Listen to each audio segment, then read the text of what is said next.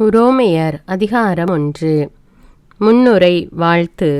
கடவுளின் அன்பை பெற்று இறைமக்களாக அழைக்கப்பட்டுள்ள உரோமை நகர மக்கள் அனைவருக்கும் இயேசு கிறிஸ்துவின் பணியாளனும் திருத்தூதனாக அழைப்பு பெற்றவனும் கடவுளின் நற்செய்தி பணிக்கென ஒதுக்கி வைக்கப்பட்டவனுமாகிய பவுல் எழுதுவது: நம் தந்தையாம் கடவுளிடமிருந்தும் ஆண்டவராம் இயேசு கிறிஸ்துவிடமிருந்தும் உங்களுக்கு அருளும் அமைதியும் உரித்தாகுக. நற்செய்தியை தருவதாக கடவுள் தம் இறைவாக்கினர் வழியாக ஏற்கனவே திருமறை நூலில் வாக்களித்திருந்தார். இந்த நற்செய்தி அவருடைய மகனை பற்றியதாகும். இவர் மனிதர் என்னும் முறையில் தாவீதின் வழிமரபினர். தூய ஆவியால் ஆட்கொள்ளப்பட்ட நிலையில் வல்லமையுள்ள இறைமகன். இவர் இறந்து உயிர்த்தெழுந்ததால் இந்த உண்மை நிலைநாட்டப்பட்டது. இவரே நம் ஆண்டவர் இயேசு கிறிஸ்து. பிற இனத்தார் அனைவரும் இவர் மீது நம்பிக்கை கொண்டு இவருக்கு கீழ்ப்படியுமாறு இவர் பெயர் விளங்க இவர் வழியாகவே நாங்கள் திருத்தூது பணி செய்வதற்குரிய அருளை பெற்றுக்கொண்டோம்.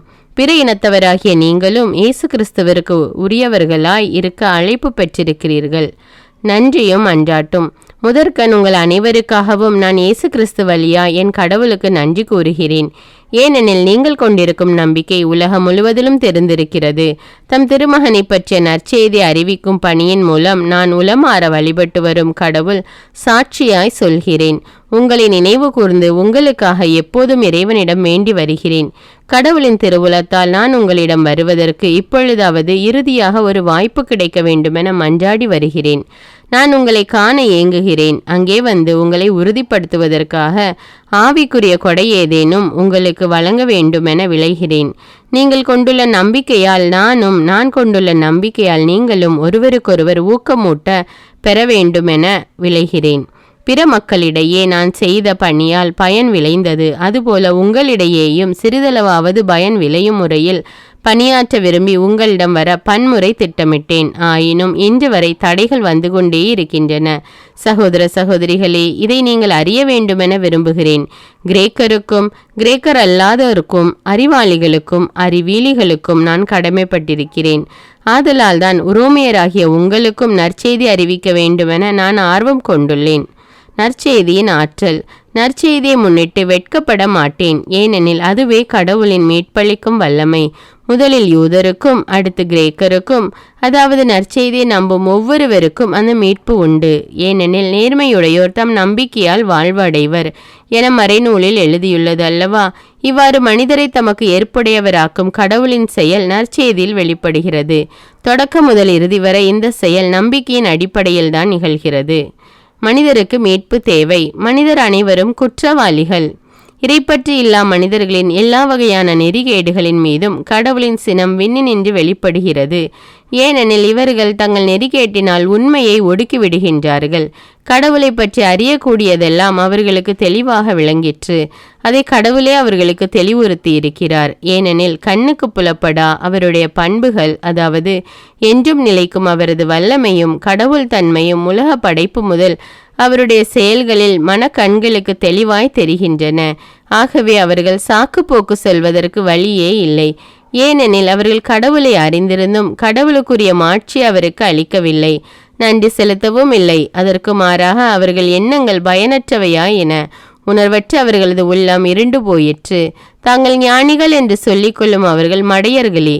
அழிவில்லா கடவுளை வழிபடுவதற்கு பதிலாக அழிந்து போகும் மனிதரைப் போலவும் பரப்பன, நடப்பன, ஊர்வன ஆகியவற்றைப் போலவும் உள்ள உருவங்களை வழிபட்டனர். ஆகவே அவர்களுடைய உள்ளத்தின் இச்சைகளுக்கு ஏற்ப ஒருவரோடு ஒருவர் தங்கள் உடல்களை இழிவுபடுத்துகின்ற ஒழுக்கக்கேடான செயல்களை செய்யும்படி கடவுள் அவர்களை விட்டுவிட்டார். அவர்கள் கடவுளை பற்றிய உண்மைக்கு பதிலாக பொய்மையை ஏற்றுக்கொண்டார்கள். படைக்கப்பட்டவற்றை வழிபட்டு அவற்றுக்கு பணி செய்தார்கள். படைத்தவரை மறந்தார்கள். அவரே என்றென்றும் போற்றுதற்கு உரியவர். ஆமீன். ஆகையால் கடவுள் கட்டுக்கடங்காத இழிவான பாலுணர்வு கொள்ள அவர்களை விட்டுவிட்டார். அதன் விளைவாக அவர்களுடைய பெண்கள் இயல்பான இன்ப முறைக்கு பதிலாக இயல்புக்கு மாறான முறையில் நடந்து கொண்டார்கள். அவ்வாறே ஆண்களும் பெண்களோடு சேர்ந்து இன்பம் பெறும் இயல்பான முறையை விட்டு தங்களிடையே ஒருவர் மீது ஒருவர் வேட்கை கொண்டு காமத்தியால் பற்றி எறிந்தார்கள். ஆண்கள் ஆண்களுடன் வெட்கத்திற்குரிய செயல்களை செய்து தாங்கள் நெறி தவறியதற்கான கூலியை தங்கள் உடலில் பெற்றுக்கொண்டார்கள். கடவுளை அறிந்து ஏற்றுக்கொள்ளும் தகுதியை அவர்கள் இழந்துவிட்டதால் சீர்கெட்ட சிந்தனையின் விளைவாக தகாத செயல்களை செய்யுமாறு கடவுள் அவர்களை விட்டுவிட்டார். இவ்வாறு அவர்கள் எல்லா வகை நெறிகேடுகளும், பொல்லாங்கு, பேராசை, தீமை ஆகியவையும் நிறைந்தவர்கள் ஆனார்கள். அவர்களிடம் பொறாமை, கொலை, சண்டை சச்சரவு, வஞ்சகம், தீவினை முதலியவை மலிந்துவிட்டன. அவர்கள் புறங்கூறுபவர்கள், அவதூறு பேசுபவர்கள், கடவுளை வெறுப்பவர்கள், இழித்துரைப்பவர்கள், செருக்குற்றவர்கள், வீம்பு பாராட்டுபவர்கள், தீய வழிகளை கண்டுபிடிப்பவர்கள், பெற்றோருக்கு கீழ்ப்படியாதவர்கள், சொல் தவறுபவர்கள், மதிகெட்டவர்கள், பாசமற்றவர்கள், இரக்கமில்லாதவர்கள், இப்படியெல்லாம் நடப்பவர்கள் சாவுக்குரியவர்கள் என்னும் கடவுளின் ஒழுங்கை அறிந்திருந்தும் இவ்வாறு நடக்கின்றார்கள். தாங்கள் நடப்பது மட்டுமன்று, அப்படி நடப்பவர்களையும் பாராட்டுகிறார்கள். ரோமையர் அதிகாரம் 2. நடுநிலை தவறாத கடவுளின் தீர்ப்பு. ஆகையால் பிறர் குற்றவாளிகள் என தீர்ப்பு அளிப்போரே, நீங்கள் யாராயினும் சாக்கு போக்கு செல்வதற்கு உங்களுக்கு வழி இல்லை. ஏனெனில் பிறருக்கு எதிராக தீர்ப்பளிக்கும் போது நீங்கள் உங்களுக்கே தண்டனை தீர்ப்பை அளிக்கிறீர்கள். தீர்ப்பளிக்கும் நீங்களே அந்த தீர்ப்பை பெறுவதற்கான செயல்களை செய்கிறீர்களே. இத்தகையவற்றை செய்வோருக்கு கடவுள் அளிக்கும் தீர்ப்பு நீதி வழுவாதது என்பது நமக்கு தெரியும். இவற்றை செய்வோர் மேல் தீர்ப்பளிக்கும் நீங்களும் இவற்றையே செய்து வருகிறீர்கள். நீங்கள் மட்டும் கடவுளின் தீர்ப்பிலிருந்து தப்பித்துக் கொள்ளலாம் என நினைக்கிறீர்களா? அல்லது அவரது அளவற்ற பரிவையும் சகிப்புத்தன்மையையும் பொறுமையையும் ஏளனம் செய்கிறீர்களா? உங்களை மனமாற செய்வதற்கே கடவுள் பரிவு காட்டுகிறார் என்பது உங்களுக்கு தெரியாதா? உங்கள் கடின உள்ளம் உங்களை மனமாற விடவில்லை. ஆகையால் கடவுளின் சினமும் நீதி தீர்ப்பும் வெளிப்பட வேண்டிய நாளில் உங்களுக்கு வரப்போகும் தண்டனையை சேமித்து வைக்கிறீர்கள். ஒவ்வொருவருக்கும் அவரவர் செயல்களுக்கு ஏற்ப கடவுள் கைமாறு செய்வார். மன உறுதியோடு நற்செயல் புரிந்து மாட்சி, மாண்பு, அழியாமை ஆகியவற்றை நாடுவோருக்கு அவர் நிலைவாழ்வை வழங்குவார். ஆனால் தன்னலம் நாடுபவர்களாய் உண்மைக்கு பணியாமல் அநீதிக்கு பணிபவர்களின் தலைமேல் அவருடைய சினமும் சீற்றமும் வந்து விழும். முதலில் யூதருக்கும் பிறகு கிரேக்கருக்கும், அதாவது தீமை செய்யும் எல்லா மனிதருக்குமே வேதனையும் நெருக்கடியும் உண்டாகும். அவ்வாறே முதலில் யூதருக்கும் அடுத்து கிரேக்கருக்கும், அதாவது நன்மை செய்யும் அனைவருக்குமே பெருமையும் மாண்பும் அமைதியும் கிடைக்கும். ஏனெனில் கடவுள் ஆள் பார்த்து செயல்படுவதில்லை. திருச்சட்டத்தை அறியாமல் பாவம் செய்யும் எவரும் அந்த சட்டத்தின் தீர்ப்புக்கு உட்படாமலேயே அழிவுறுவர். திருச்சட்டத்துக்கு உட்பட்டு எவரும் பாவம் செய்தால் அச்சட்டத்தாலே தீர்ப்பளிக்கப்படுவர். ஏனெனில் திருச்சட்டத்தை கேட்பதால் மட்டும் யாரும் கடவுளுக்கு ஏற்புடையவர் ஆவதில்லை. அதனை கடைபிடிப்பவர்களே அவருக்கு ஏற்புடையவர்கள் ஆவார்கள். திருச்சட்டத்தை பெற்றிராத பிற இனத்தார் அதில் உள்ள கட்டளைகளை இயல்பாக கடைபிடிக்கும் போது அவர்களுக்கு திருச்சட்டம் இல்லாத போதிலும் தங்களுக்கு தாங்களே அவர்கள் சட்டமாய் அமைகிறார்கள். திருச்சட்டம் கற்பிக்கும் ஒழுக்க நெறி தங்கள் உள்ளத்தில் எழுதப்பட்டிருக்கிறது என்பதை அவர்கள் தங்கள் நடத்தையில் காட்டுகிறார்கள். அவர்களது மனசான்றே இதற்கு சாட்சி. ஏனெனில் அவர்கள் செய்வது குற்றமா குற்றமில்லையா என அவரவர் எண்ணங்களே வெளிப்படுத்துகின்றன. நான் அறிவிக்கும் நற்செய்தியின்படி மனிதர் உள்ளங்களில் மறைந்திருப்பவற்றை குறித்து இயேசு கிறிஸ்துவின் வாயிலாய் கடவுள் தீர்ப்பளிக்கும் நாளில் மேற்சொன்னவை நிகழும். திருச்சட்டத்தால் யூதர்களுக்கும் பயனில்லை. யூதர் என்னும் பெயரை தாங்கி திருச்சட்டத்தின் அடிப்படையில் வாழும் நீங்கள் கடவுளோடு கொண்டுள்ள உறவை பற்றி பெருமைப்படுகிறீர்கள். அவருடைய திருவுளத்தை அறிந்திருக்கிறீர்கள். திருச்சட்டத்தை கற்றறிந்துள்ளதால் எது சிறந்தது என சோதித்து அறிகிறீர்கள். அறிவையும் உண்மையும் தன்னகத்தே கொண்டுள்ள திருச்சட்டம் உங்களிடம் இருக்கிறது என்னும் உறுதியான நம்பிக்கையில் பார்வையற்றோருக்கு வழிகாட்டியாகவும், இருளில் இருப்போருக்கு ஒளியாகவும், அறிவீலிகளுக்கு கல்வி புகட்டுபவராகவும், குழந்தைகளுக்கு ஆசிரியராகவும் இருக்க முற்படுகிறீர்கள். ஆனால் பிறருக்கு கற்றுக் கொடுக்கும் நீங்களே கற்றுக்கொள்ளவில்லையே. திருடாதே என பறைசாற்றுகிறீர்கள், நீங்களே திருடுவதில்லையா? விபச்சாரம் செய்யாதே என சொல்கிறீர்கள், நீங்களே விபச்சாரம் செய்வதில்லையா? தெய்வ சிலைகளை தீட்டாக கருதுகிறீர்கள், நீங்களே அவற்றின் கோவில்களை கொள்ளையிடுவதில்லையா? திருச்சட்டத்தை பற்றி பெருமைப்படுகிறீர்கள், நீங்களே அச்சட்டத்தை மீறி கடவுளை இழிவுபடுத்துவதில்லையா? ஆம், மறைநூலில் எழுதியுள்ளவாறு உங்களால் கடவுளின் பெயர் பிற இனத்தாரிடையே இகழப்படுகின்றது. நீங்கள் திருச்சட்டத்தை கடைபிடித்தால் விருத்த சேதனத்தால் உங்களுக்கு பயனுண்டு. ஆனால் திருச்சட்டத்தை மீறினால் நீங்கள் விருத்த சேதனம் பெற்றிருந்தும் பெறாதவர்களாகவே இருக்கிறீர்கள். ஆகையால் விருத்த சேதனம் செய்து கொள்ளாத ஒருவர் திருச்சட்டத்தின் ஒழுங்குகளை கடைபிடித்தால் விருத்த சேதனம் செய்து கொள்ளாவிட்டாலும் விருத்த சேதனம் செய்து கொண்டவராக அவர் கருதப்படலாம் அல்லவா? உடலில் விருத்த சேதனம் செய்யாதிருந்தும் திருச்சட்டத்தை நிறைவேற்றுவோர் எழுதிய சட்டத்தையும் விருத்த சேதனத்தையும் பெற்றிருந்தும் அச்சட்டத்தை மீறும் நீங்கள் குற்றவாளிகள் என தீர்ப்பு அளிப்பர். ஏனெனில் புறத்தோற்றத்தில் மட்டும் யூதராயிருப்பவர் யூதர் அல்ல. அவ்வாறே புறத்தோற்றத்தில், அதாவது உடலில் மட்டும் செய்யப்படும் விருத்த சேதனமும் விருத்த சேதனம் அல்ல. ஆனால் அகத்தில் யூதராயிருப்பவரே உண்மையான யூதர். உள்ளத்தில் செய்யப்படும் விருத்த சேதனமே உண்மையான விருத்த சேதனம். அது எழுதிய சட்டத்தின்படி செய்யப்படுவது அல்ல, தூய ஆவியால் செய்யப்படுவதாகும். அத்தகையவர் மனிதரிடமிருந்து அல்ல கடவுளிடமிருந்தே பாராட்டு பெறுவர். ரோமையர் அதிகாரம் 3.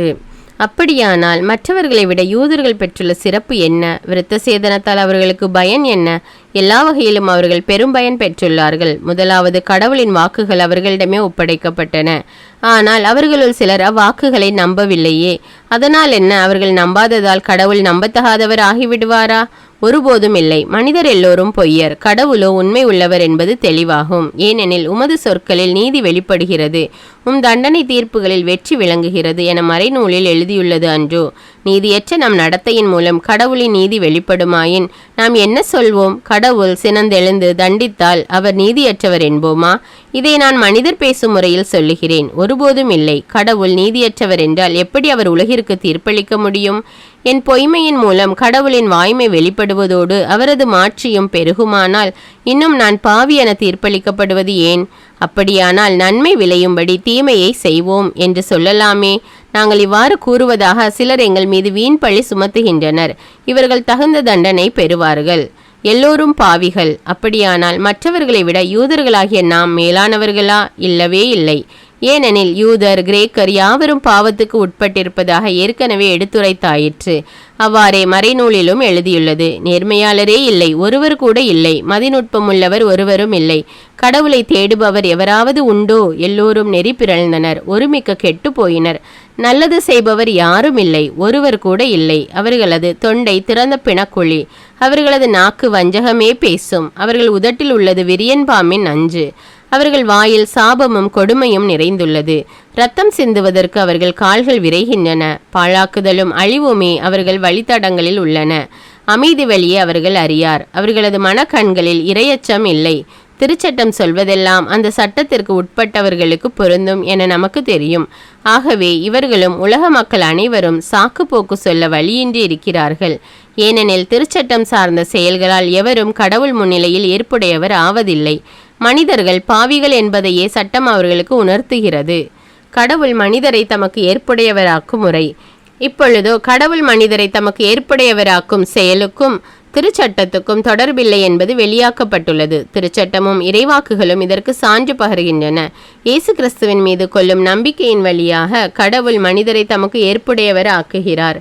நம்பிக்கை கொள்வோர் அனைவரையுமே அவர் ஏற்புடையவர் ஆக்குகிறார். அவர் வேறுபாடு காட்டுவது இல்லை. ஏனெனில் எல்லோருமே பாவம் செய்து கடவுள் கொடுத்த மேன்மையை இழந்து போயினர். ஆயினும் அனைவரும் கிறிஸ்து இயேசு நிறைவேற்றிய மீட்பு செயலின் மூலம் கடவுளுடைய அருளால் இலவசமாய் அவருக்கு ஏற்புடையவர்கள் ஆக்கப்படுகின்றனர். இரத்தம் சிந்தி மனிதருடைய பாவத்துக்கு கழுவாய் ஆகுமாறு இயேசுவை கடவுள் நியமித்தார். அவரிடம் நம்பிக்கை கொள்வோருக்காக அவ்வாறு செய்தார். கடவுள் கடந்த காலத்தில் மனிதர் செய்த பாவங்களை கண்டுகொள்ளாமல் விட்டுவிட்டார். இவ்வாறு மனிதரை தமக்கு ஏற்புடையவராக்கும் முறையை அவர் காட்டினார். இக்காலத்தில் தமது நீதியை கடவுள் பொறுமையோடு காட்டி வருகிறார். ஆம், அவர் நீதியுள்ளவர். இயேசுவின் மீது நம்பிக்கை கொள்வோரை தமக்கு ஏற்புடையவராக்கி வருகிறார். அப்படி இருக்க பெருமை பாராட்ட இடம் ஏது? இடமில்லை. எந்த அடிப்படையில் பெருமை பாராட்ட இடமில்லை? செயல்களின் அடிப்படையிலா? இல்லை, நம்பிக்கையின் அடிப்படையில்தான். ஏனெனில் திருச்சட்டம் சார்ந்த செயல்களால் அல்ல, இயேசுவின் மீது வைக்கும் நம்பிக்கையின் வாயிலாகவே எவரும் கடவுளுக்கு ஏற்புடையவராக முடியும் என கருதுகிறோம். கடவுள் யூதருக்கு மட்டுமா கடவுள்? பிற இனத்தாருக்கும் அவர் கடவுள் அல்லவா? ஆம், பிற இனத்தாருக்கும் அவரே கடவுள். ஏனெனில் கடவுள் ஒருவரே. விருத்த சேதனம் பெற்றவர்களாயினும் விருத்த சேதனம் பெறாதவர்களாயினும் இயேசுவின் மீது கொள்ளும் நம்பிக்கையின் அடிப்படையில் யாவரையும் கடவுள் தமக்கு ஏற்புடையவர் ஆக்குகிறார். அப்படியானால் நம்பிக்கை தேவை என வலியுறுத்துவதன் மூலம் திருச்சட்டத்தை செல்லாததாக்குகிறோமா? ஒருபோதும் இல்லை. மாறாக அவ்வாறு செய்வதன் மூலம் திருச்சட்டத்தை நிலைநாட்டுகிறோம். ரோமையர் அதிகாரம் 4. அபிரகாம் ஓர் எடுத்துக்காட்டு. அப்படியானால் இதுகாரும் கூறியவை நம் இனத்தின் தந்தையாகிய அபிரகாமுக்கு எப்படி பொருந்தும்? தாம் செய்த செயல்களினால் அவர் கடவுளுக்கு ஏற்புடையவராகி இருந்தால் பெருமை பாராட்ட அவருக்கு இடமுண்டு. ஆனால் கடவுள் முன்னிலையில் அவர் அப்படி பெருமை பாராட்ட இடமே இல்லை. ஏனெனில் மறைநூல் கூறுவதென்ன? அபிரகாம் கடவுள் மீது நம்பிக்கை கொண்டார், அதை கடவுள் அவருக்கு நீதியாக கருதினார். வேலை செய்தவர் பெரும் கூலி நன்கொடையாக கருதப்படுவதில்லை, அது அவர்கள் உரிமை. தம் செயல்கள் மீது நம்பிக்கை வையாது இறைப்பற்றில்லாதோரையும் தமக்கு ஏற்புடையவராக்கும் கடவுள் மீது நம்பிக்கை வைப்போரை அவரது நம்பிக்கையின் பொருட்டு கடவுள் தமக்கு ஏற்புடையோர் என கருதுகிறார். அவ்வாறே கடவுள் ஒருவருடைய செயல்களை கணிக்காமலே அவரை தமக்கு ஏற்புடையவர் என கருதுவதால் அம்மனிதர் பேறு பெற்றவர் என்று தாவீது கூறியிருக்கிறார். எவரது குற்றம் மன்னிக்கப்பட்டதோ, எவரது பாவம் மறைக்கப்பட்டதோ அவர் பேறு பெற்றவர். ஆண்டவர் எந்த மனிதரின் தீச்செயலை கருத்தில் கொள்ளவில்லையோ அவர் பேறு பெற்றவர். பேறு பெற்றோர் விருத்த சேதனம் செய்து கொண்டோர் மட்டுமா, செய்யாதோரும் கூடவா? அப்ரஹாம் ஆண்டவர் மீது நம்பிக்கை கொண்டார், அதை ஆண்டவர் அவருக்கு நீதியாக கருதினார் என்றோமே. அவர் எந்த நிலையில் இருந்தபோது கடவுள் அவ்வாறு கருதினார்? விருத்த சேதனம் செய்து கொண்ட நிலையிலா, செய்து கொள்ளாத நிலையிலா? விருத்த சேதனம் செய்து கொண்ட நிலையில் அல்ல, செய்து கொள்ளாத நிலையில்தான். விருத்த சேதனம் இல்லாத நிலையிலேயே அவர் கொண்டிருந்த நம்பிக்கையின் அடிப்படையில் கடவுளுக்கு ஏற்புடையவர் என்று கருதப்பட்டார். அதை உறுதிப்படுத்தும் அடையாளமாக விருத்த சேதனத்தை பெற்றார். இவ்வாறு விருத்த சேதனம் இல்லாதிருந்தும் கடவுள் மீது நம்பிக்கை கொள்வதால் அவருக்கு ஏற்புடையவர்களாக கருதப்படும் அனைவருக்கும் அவர் தந்தையானார். அதே போல விருத்த சேதனம் பெற்றிருந்தும் அதுவே போதும் என்றிருந்திடாமல் நம்பிக்கை கொண்டிருப்பவர்களுக்கும் அவர் தந்தையானார். எப்படியெனில் நம் தந்தையாம் அப்ரஹாம் விருத்த சேதனம் பெரும் முன்பே நம்பிக்கை கொண்டிருந்தது போல இவர்களும் நம்பிக்கை கொண்டவர்களாய் அவருடைய அடிச்சுவடுகளை பின்பற்றுகிறார்கள். நம்பினோருக்கே வாக்குறுதி பயன் தரும். உலகமே அவருக்கு உரிமை சொத்தாகும் என்னும் வாக்குறுதி அப்ரஹாமுக்கு அவருடைய வழிமரபினருக்கோ திருச்சட்டத்தை கடைபிடித்ததால் கிடைக்கவில்லை. நம்பிக்கை கொண்டு கடவுளுக்கு ஏற்புடையவர் ஆனதால் தான் அவ்வாக்குறுதி கிடைத்தது. ஏனெனில் திருச்சட்டத்திற்கு உட்பட்டவர்களுக்கு தான் அந்த உரிமை சொத்து கிடைக்கும். எனின் நம்பிக்கை கொள்வது பொருளற்றதாகும், அந்த வாக்குறுதியும் செல்லாததாகும். திருச்சட்டம் இறைவனின் சினத்தை வருவிக்கிறது. சட்டம் இல்லையெனில் அதை மீறவும் இயலாது. ஆகவே கடவுளின் அருள் செயலால் நம்பிக்கை வாக்குறுதியின் அடிப்படையாயிற்று. இவ்வாறு வாக்குறுதி அப்ரஹாமின் வழிவந்தவர்கள் எல்லோருக்கும், திருச்சட்டத்திற்கு உட்பட்டோருக்கு மட்டுமல்ல, அவரை போல கடவுள் மீது நம்பிக்கை கொண்டோருக்கும் உரியது என்பது உறுதியாயிற்று. அப்ரஹாம் நம் அனைவருக்கும் தந்தை. ஏனெனில் எண்ணற்ற மக்களினங்களுக்கு உம்மை நான் தந்தையாக்குகிறேன் என்று மறைநூலில் எழுதியுள்ளது. ஆம், இறந்தவர்களை வாழ்விப்பவரும் இல்லாததை தம் வார்த்தையால் இருக்க செய்பவருமாகிய கடவுள் மீது நம்பிக்கை கொண்டு அவர் முன்னிலையில் அப்ரஹாம் நம் தந்தையானார். உன் வழிமரபினர் எண்ணற்றவராய் இருப்பர் என்றும் அவருக்கு சொல்லப்பட்டது. இக்கூற்று நிறைவேறும் என்னும் எதிர்நோக்கு இடமில்லாதது போல் தோன்றினும் அவர் எதிர்நோக்கினார், தயங்காமல் நம்பினார். ஆகவே அவர் பல மக்களினங்களுக்கு தந்தையானார். தமக்கு ஏறத்தாழ 100 வயது ஆகிவிட்டதால் தமது உடலும் சாராவுடைய கருப்பையும் செத்தவை போல் ஆற்றலற்று போய்விட்டதை எண்ணி பார்த்தபோது கூட அவர் நம்பிக்கையில் உறுதி தளரவில்லை. கடவுளின் வாக்குறுதியை பற்றி ஐயப்படவே இல்லை. நம்பிக்கையில் அவர் மேலும் வலுப்பெற்றார். கடவுளை பெருமைப்படுத்தினார். தாம் வாக்களித்ததை கடவுள் செய்ய வல்லவர் என்பதை அவர் உறுதியாய் அறிந்திருந்தார். ஆகவே அதை ஆண்டவர் அவருக்கு நீதியாக கருதினார் என்று எழுதியுள்ளது. அவரை மட்டும் குறிக்கவில்லை, நம்மையும் குறிக்கின்றது. இறந்த நம் ஆண்டவர் இயேசுவை உயிர்த்தெழ செய்தவர் மீது நம்பிக்கை கொண்டிருக்கும் நாமும் அவ்வாறே கடவுளுக்கு ஏற்புடையவர்கள் என கருதப்படுவோம். நம் குற்றங்களுக்காக சாகுமாறு கடவுள் இயேசுவை ஒப்புவித்தார். நம்மை தமக்கு ஏற்புடையவர்கள் ஆக்குமாறு அவரை உயிர்த்தெழ செய்தார். உரோமையர் அதிகாரம் 5. கிறிஸ்துவோடு இணைந்த நிலையில் பொதுவாழ்வு. கடவுளுக்கு ஏற்புடையவர் ஆதலால் விளையும் பயன். ஆகையால் நாம் கொண்டுள்ள நம்பிக்கையின் மூலம் கடவுளுக்கு ஏற்புடையவர்களாகியுள்ள நாம் நம் ஆண்டவராகிய இயேசு கிறிஸ்துவின் வழியாய் கடவுளோடு நல்லுறவு கொண்டுள்ளோம். நாம் இப்போது அருள்நிலையை பெற்றிருக்கிறோம். இந்நிலையை அடையும் உரிமை இயேசு கிறிஸ்து மீது கொண்ட நம்பிக்கையால் தான் அவர் வழியாகவே நமக்கு கிடைத்தது. கடவுளின் மாட்சியில் பங்கு பெறுவோம் என்னும் எதிர்நோக்கில் நாம் பெருமகிழ்வும் கொள்ள முடிகிறது. அது மட்டுமல்ல, துன்பங்களை தாங்கிக் கொள்வதிலும் பெருமகிழ்ச்சி கொள்கிறோம். ஏனெனில் துன்பத்தால் மன உறுதியும், மன உறுதியால் தகைமையும், தகைமையால் எதிர்நோக்கும் விளையும் என அறிந்திருக்கிறோம். அந்த எதிர்நோக்கு ஒருபோதும் ஏமாற்றம் தராது. ஏனெனில் நாம் பெற்றுள்ள தூய ஆவியின் வழியாய் கடவுளின் அன்பு நம் உள்ளங்களில் பொழியப்பட்டுள்ளது. நாம் இறைப்பற்று இன்றி வலுவற்று இருந்தபோதே குறித்த காலம் வந்ததும் கிறிஸ்து நமக்காக தம் உயிரை கொடுத்தார். நேர்மையாளருக்காக ஒருவர் தம் உயிரை கொடுத்தலே அரிது. ஒருவேளை நல்லவர் ஒருவருக்காக யாரேனும் தம் உயிரை கொடுக்க துணியலாம். ஆனால் நாம் பாவிகளாய் இருந்தபோதே கிறிஸ்து நமக்காக தம் உயிரை கொடுத்தார். இவ்வாறு கடவுள் நம்மீது கொண்டுள்ள தம் அன்பை எடுத்து காட்டியுள்ளார். ஆகையால் இப்போது நாம் கிறிஸ்துவின் இரத்தத்தினால் கடவுளுக்கு ஏற்புடையவர்களாகி அவர் வழியாய் தண்டனையிலிருந்து தப்பி மீட்பு பெறுவோம் என மிக உறுதியாய் நம்பலாமென்றோ. நாம் கடவுளுக்கு பகைவர்களாயிருந்தும் அவருடைய மகன் நமக்காக உயிரை கொடுத்ததால் கடவுளோடு ஒப்புரவாக்கப்பட்டுள்ளோம். அப்படியானால் ஒப்புரவாக்கப்பட்டுள்ள நாம் வாழும் அவர் மகன் வழியாகவே மீட்கப்படுவோம் என மிக உறுதியாய் நம்பலாமென்றோ. அது மட்டுமல்ல, இப்போது கடவுளோடு நம்மை ஒப்புரவாக்கியுள்ள நம் ஆண்டவர் இயேசு கிறிஸ்துவின் வழியாய் நாம் கடவுளோடு உறவு கொண்டு பெருமகிழ்ச்சி அடைகிறோம். இம்மகிழ்ச்சியை நமக்கு தருபவர் கடவுளே. ஆதாமும் கிறிஸ்துவும். ஒரே ஒரு மனிதன் வழியாய் பாவம் இந்த உலகத்தில் நுழைந்தது. அந்த பாவத்தின் வழியாய் சாவு வந்தது. அதுபோலவே எல்லா மனிதரும் பாவம் செய்ததால் எல்லா மனிதரையும் சாவு கவ்விக்கொண்டது.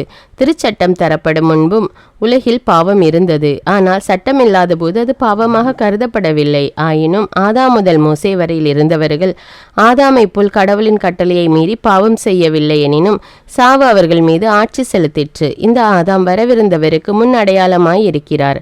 ஆனால் குற்றத்தின் தன்மை வேறு, அருள் கொடையின் தன்மை வேறு. எவ்வாறெனில் ஒருவர் செய்த குற்றத்தால் பலரும் இறந்தனர். ஆனால் கடவுளின் அருளும் இயேசு கிறிஸ்து என்னும் ஒரே மனிதரின் வழியாய் வரும் அருள் கொடையும் பலருக்கும் மிகுதியாய் கிடைத்தது. இந்த அருள் கொடையின் விளைவு வேறு, அந்த ஒரு மனிதர் செய்த பாவத்தின் விளைவு வேறு. எவ்வாறெனில் ஒரு மனிதர் செய்த குற்றத்துக்கு தீர்ப்பாக கிடைத்தது தண்டனை, பலருடைய குற்றங்களுக்கும் தீர்ப்பாக கிடைத்தது அருள் கொடையாக வந்த விடுதலை. மேலும் ஒருவர் குற்றத்தாலே அந்த ஒருவர் வழியாக சாவு ஆட்சி செலுத்தினதென்றால் அருள் பெருக்கையும் கடவுளுக்கு ஏற்புடையவராகும் கொடையையும் இயேசு கிறிஸ்து என்னும் ஒருவர் வழியாக அடைந்து கொண்டவர்கள் வாழ்வு பெற்று ஆட்சி செலுத்துவார்கள் என இன்னும் மிக உறுதியாய் நம்பலாமன்றோ? ஆகவே ஒருவரின் குற்றம் எல்லா மனிதருக்கும் தண்டனை தீர்ப்பாய் அமைந்தது போல் ஒரே ஒருவரின் ஏற்புடைமை செயல் எல்லா மனிதருக்கும் வாழ்வெளிக்கும் விடுதலை தீர்ப்பாய் அமைந்தது. ஒரு மனிதரின் கீழ்ப்படியாமையால் பலர் பாவிகளானது போல் ஒருவரின் கீழ்ப்படிதலால் பலர் கடவுளுக்கு ஏற்புடையவர்கள் ஆவார்கள். குற்றம் செய்ய வாய்ப்பு பெருகும்படி சட்டம் இடையில் நுழைந்தது. ஆனால் பாவம் பெருகிய இடத்தில் அருள் பொங்கி வழிந்தது. இவ்வாறு சாவின் வழியாய் பாவம் ஆட்சி செலுத்தியது போல் நம் ஆண்டவர் இயேசு கிறிஸ்துவின் வழியாய் அருள் ஆட்சி செய்கிறது. அந்த அருள்தான் மனிதர்களை கடவுளுக்கு ஏற்புடையவர்களாக்கி நிலைவாழ்வு பெற வழிவகுக்கிறது. ரோமையர் அதிகாரம் 6. பாவத்தை விட்டு கிறிஸ்துவோடு இணைந்து வாழ்தல். அப்படியானால் என்ன சொல்வோம்? அருள் பெருகுவதற்காக நாம் பாவத்தில் நிலைத்திருக்கலாமா? ஒருபோதும் கூடாது. பாவத்தை பொறுத்தமட்டில் செத்துவிட்ட நாம் எவ்வாறு தொடர்ந்து பாவ வாழ்க்கை வாழ முடியும்? திருமுழுக்கினால் கிறிஸ்து இயேசுவோடு இணைந்திருக்கும் நாம் அனைவரும் அவருடைய சாவிலும் அவரோடு இணைந்திருக்கிறோம் என்பது உங்களுக்கு தெரியாதா? இறந்த கிறிஸ்துவை மாட்சிமிகு தந்தை உயிர்த்தெழ செய்தார். அவ்வாறு நாமும் புது வாழ்வு பெற்றவர்களாய் வாழும்படி திருமுழுக்கின் வழியாய் அவரோடு அடக்கம் செய்யப்பட்டோம். அவர் இறந்தது போலவே நாமும் அவரோடு ஒன்றித்து இறந்தோமெனில் அவர் உயிர்த்தெழுந்தது போலவே நாமும் அவரோடு ஒன்றித்து உயிர்த்தெழுவோம். நாம் இனிமேல் பாவத்துக்கு அடிமைகளாய் இராதபடி நம்முடைய பழைய மனித இயல்பு அவரோடு சிலுவையில் அறையப்பட்டிருக்கிறது. இவ்வாறு பாவத்துக்கு உட்பட்டிருந்த நம் இயல்பு அழிந்து போகும். இது நமக்கு தெரியும். ஏனெனில் இறந்தோர் பாவத்தினின்று விடுதலை பெற்றுவிட்டனர் என்றோ? கிறிஸ்துவோடு நாம் இறந்தோமாயின் அவரோடு வாழ்வோம் என்பதே நாம் கொண்டுள்ள நம்பிக்கை. இறந்து உயிருடன் எழுப்பப்பட்ட கிறிஸ்து இனிமேல் இறக்க மாட்டார். இனி அவர் சாவின் ஆட்சிக்கு உட்பட்டவர் அல்ல என நாம் அறிந்திருக்கிறோம். அவர் இறந்தார், பாவத்தை ஒழிக்க ஒரே ஒரு முறை இறந்தார். இப்போது அவர் வாழ்கிறார். அவர் கடவுளுக்காகவே வாழ்கிறார். அவ்வாறே நீங்களும் பாவ வாழ்க்கையை பொறுத்தமட்டில் இறந்தவர்கள், கிறிஸ்து இயேசுவோடு இணைந்து கடவுளுக்காக வாழ்கிறவர்கள் என்பதை எண்ணிக்கொள்ளுங்கள். ஆகவே உடலின் இச்சைகளுக்கு உங்களை கீழ்ப்படிய செய்யும் பாவம் சாவுக்குரிய உங்கள் உடலின் மீது ஆட்சி செலுத்த விடாதீர்கள். நீங்களோ உங்கள் உறுப்புகளை தீவினையின் கருவிகளாக பாவத்திற்கு ஒப்புவிக்காதீர்கள். மாறாக இறந்தும் வாழ்வோராய் உங்களை கடவுளிடம் ஒப்படையுங்கள். கடவுளுக்கு ஏற்புடையதை செய்வதற்குரிய கருவிகளாய் உங்கள் உறுப்புகளை அவரிடமே ஒப்படையுங்கள். பாவம் உங்கள் மீது ஆட்சி செலுத்தக்கூடாது. ஏனெனில் நீங்கள் இப்போது சட்டத்துக்கு உட்பட்டவர்கள் அல்ல, மாறாக அருளின் ஆட்சிக்கு உட்பட்டவர்கள். கடவுளுக்கு ஏற்புடைய வாழ்க்கை நெறி. அதனால் என்ன? சட்டத்துக்கு உட்பட்டவர்களாய் இல்லாமல் அருளின் ஆட்சிக்கு உட்பட்டு இருப்பதால் நாம் பாவம் செய்யலாமா? ஒருபோதும் கூடாது. எதற்கு அடிமைகளாக உங்களை ஒப்புவித்து கீழ்ப்படுகிறீர்களோ அதற்கே நீங்கள் அடிமைகள் என்பது உங்களுக்கு தெரியுமன்றோ? அப்படி இருக்க நீங்கள் பாவத்திற்கு உங்களையே அடிமையாக்கினால் சாவீர்கள். நீங்கள் கடவுளுக்கு கீழ்ப்படிந்தால் அவருக்கு ஏற்புடையவர்கள் ஆவீர்கள். முன்பு பாவத்திற்கு அடிமைகளாயிருந்த நீங்கள் பெற்றுக்கொண்ட போதனையில் அடங்கிய ஒழுக்க நெறியை உளமாற கடைபிடிக்கிறீர்கள். பாவத்தினின்று விடுதலை பெற்ற நீங்கள் கடவுளுக்கு ஏற்புடைய வாழ்க்கை நெறிக்கு அடிமைகளாயிருக்கிறீர்கள். அதற்காக கடவுளுக்கு நன்றி. நீங்கள் வலுவற்றவர்கள் என்பதை மனதில் கொண்டு எளிய முறையில் பேசுகிறேன். முன்பு கட்டுப்பாடற்ற வாழ்வுக்கு வழிவகுக்கும் கெட்ட நடத்தைக்கும் நெறிக்கேட்டிற்கும் உங்கள் உறுப்புகளை நீங்கள் அடிமையாக்கியிருந்தீர்கள். அதுபோல இப்பொழுது தூய வாழ்வுக்கு வழிவகுக்கும் ஏற்புடைய செயல்களுக்கு உங்கள் உறுப்புகளை அடிமையாக்குங்கள். நீங்கள் பாவத்திற்கு அடிமைகளாயிருந்த போது கடவுளுக்கு ஏற்புடையவற்றை செய்ய கடமைப்பட்டிருக்கவில்லை. அப்போது நீங்கள் செய்த செயல்களை எண்ணி இப்போது நீங்களே வெட்கப்படுகிறீர்கள். அவற்றால் நீங்கள் கண்ட பயன் யாது? அவற்றின் முடிவு சாவு அல்லவா? ஆனால் இப்பொழுது நீங்கள் பாவத்தினின்று விடுதலை பெற்று கடவுளுக்கு அடிமைகள் ஆகிவிட்டீர்கள். இதனால் நீங்கள் காணும் பயன் தூய வாழ்வு, இதன் முடிவு நிலை வாழ்வு. பாவத்துக்கு கிடைக்கும் கூலி சாவு, மாறாக கடவுள் கொடுக்கும் அருள் கொடை நம் ஆண்டவர் கிறிஸ்து இயேசுவோடு இணைந்து வாழும் நிலை வாழ்வு. ரோமையர் அதிகாரம் 7. மன வாழ்க்கை ஓர் எடுத்துக்காட்டு. சகோதர சகோதரிகளே, சட்டம் தெரிந்த உங்களை கேட்கிறேன். உயிரோடு இருக்கும் காலம் வரையில் தான் சட்டம் ஒருவரை கட்டுப்படுத்தும் என்பது உங்களுக்கு தெரியாதா? எடுத்துக்காட்டாக, மணமான பெண் ஒருவர் கணவன் உயிரோடு இருக்கும் வரையில் தான் திருமண சட்டத்திற்கு கட்டுப்பட்டிருக்கிறார். கணவன் இறந்துவிட்டால் கணவனோடு வாழ வேண்டும் என்கிற சட்டத்திலிருந்து விடுதலை பெறுகிறார். ஆகையால் கணவன் உயிரோடு இருக்கும்போது ஒரு பெண் வேறொருவரோடு வாழ்ந்தால் விபச்சாரி என்னும் பெயர் கிடைக்கும். ஆனால் கணவன் இறந்து போனால் அவர் திருமண சட்டத்தினின்று விடுதலை பெற்றவர் ஆகிறார். ஆகவே பின்பு அவர் வேறொருவருக்கு மனைவியானால் விபச்சாரி அல்ல. அவ்வாறே என் அன்பர்களே, நீங்கள் கிறிஸ்துவின் உடலோடு ஒன்றித்திருப்பதால் திருச்சட்டத்தை பொறுத்த மட்டில் இறந்தவர்கள் ஆனீர்கள்.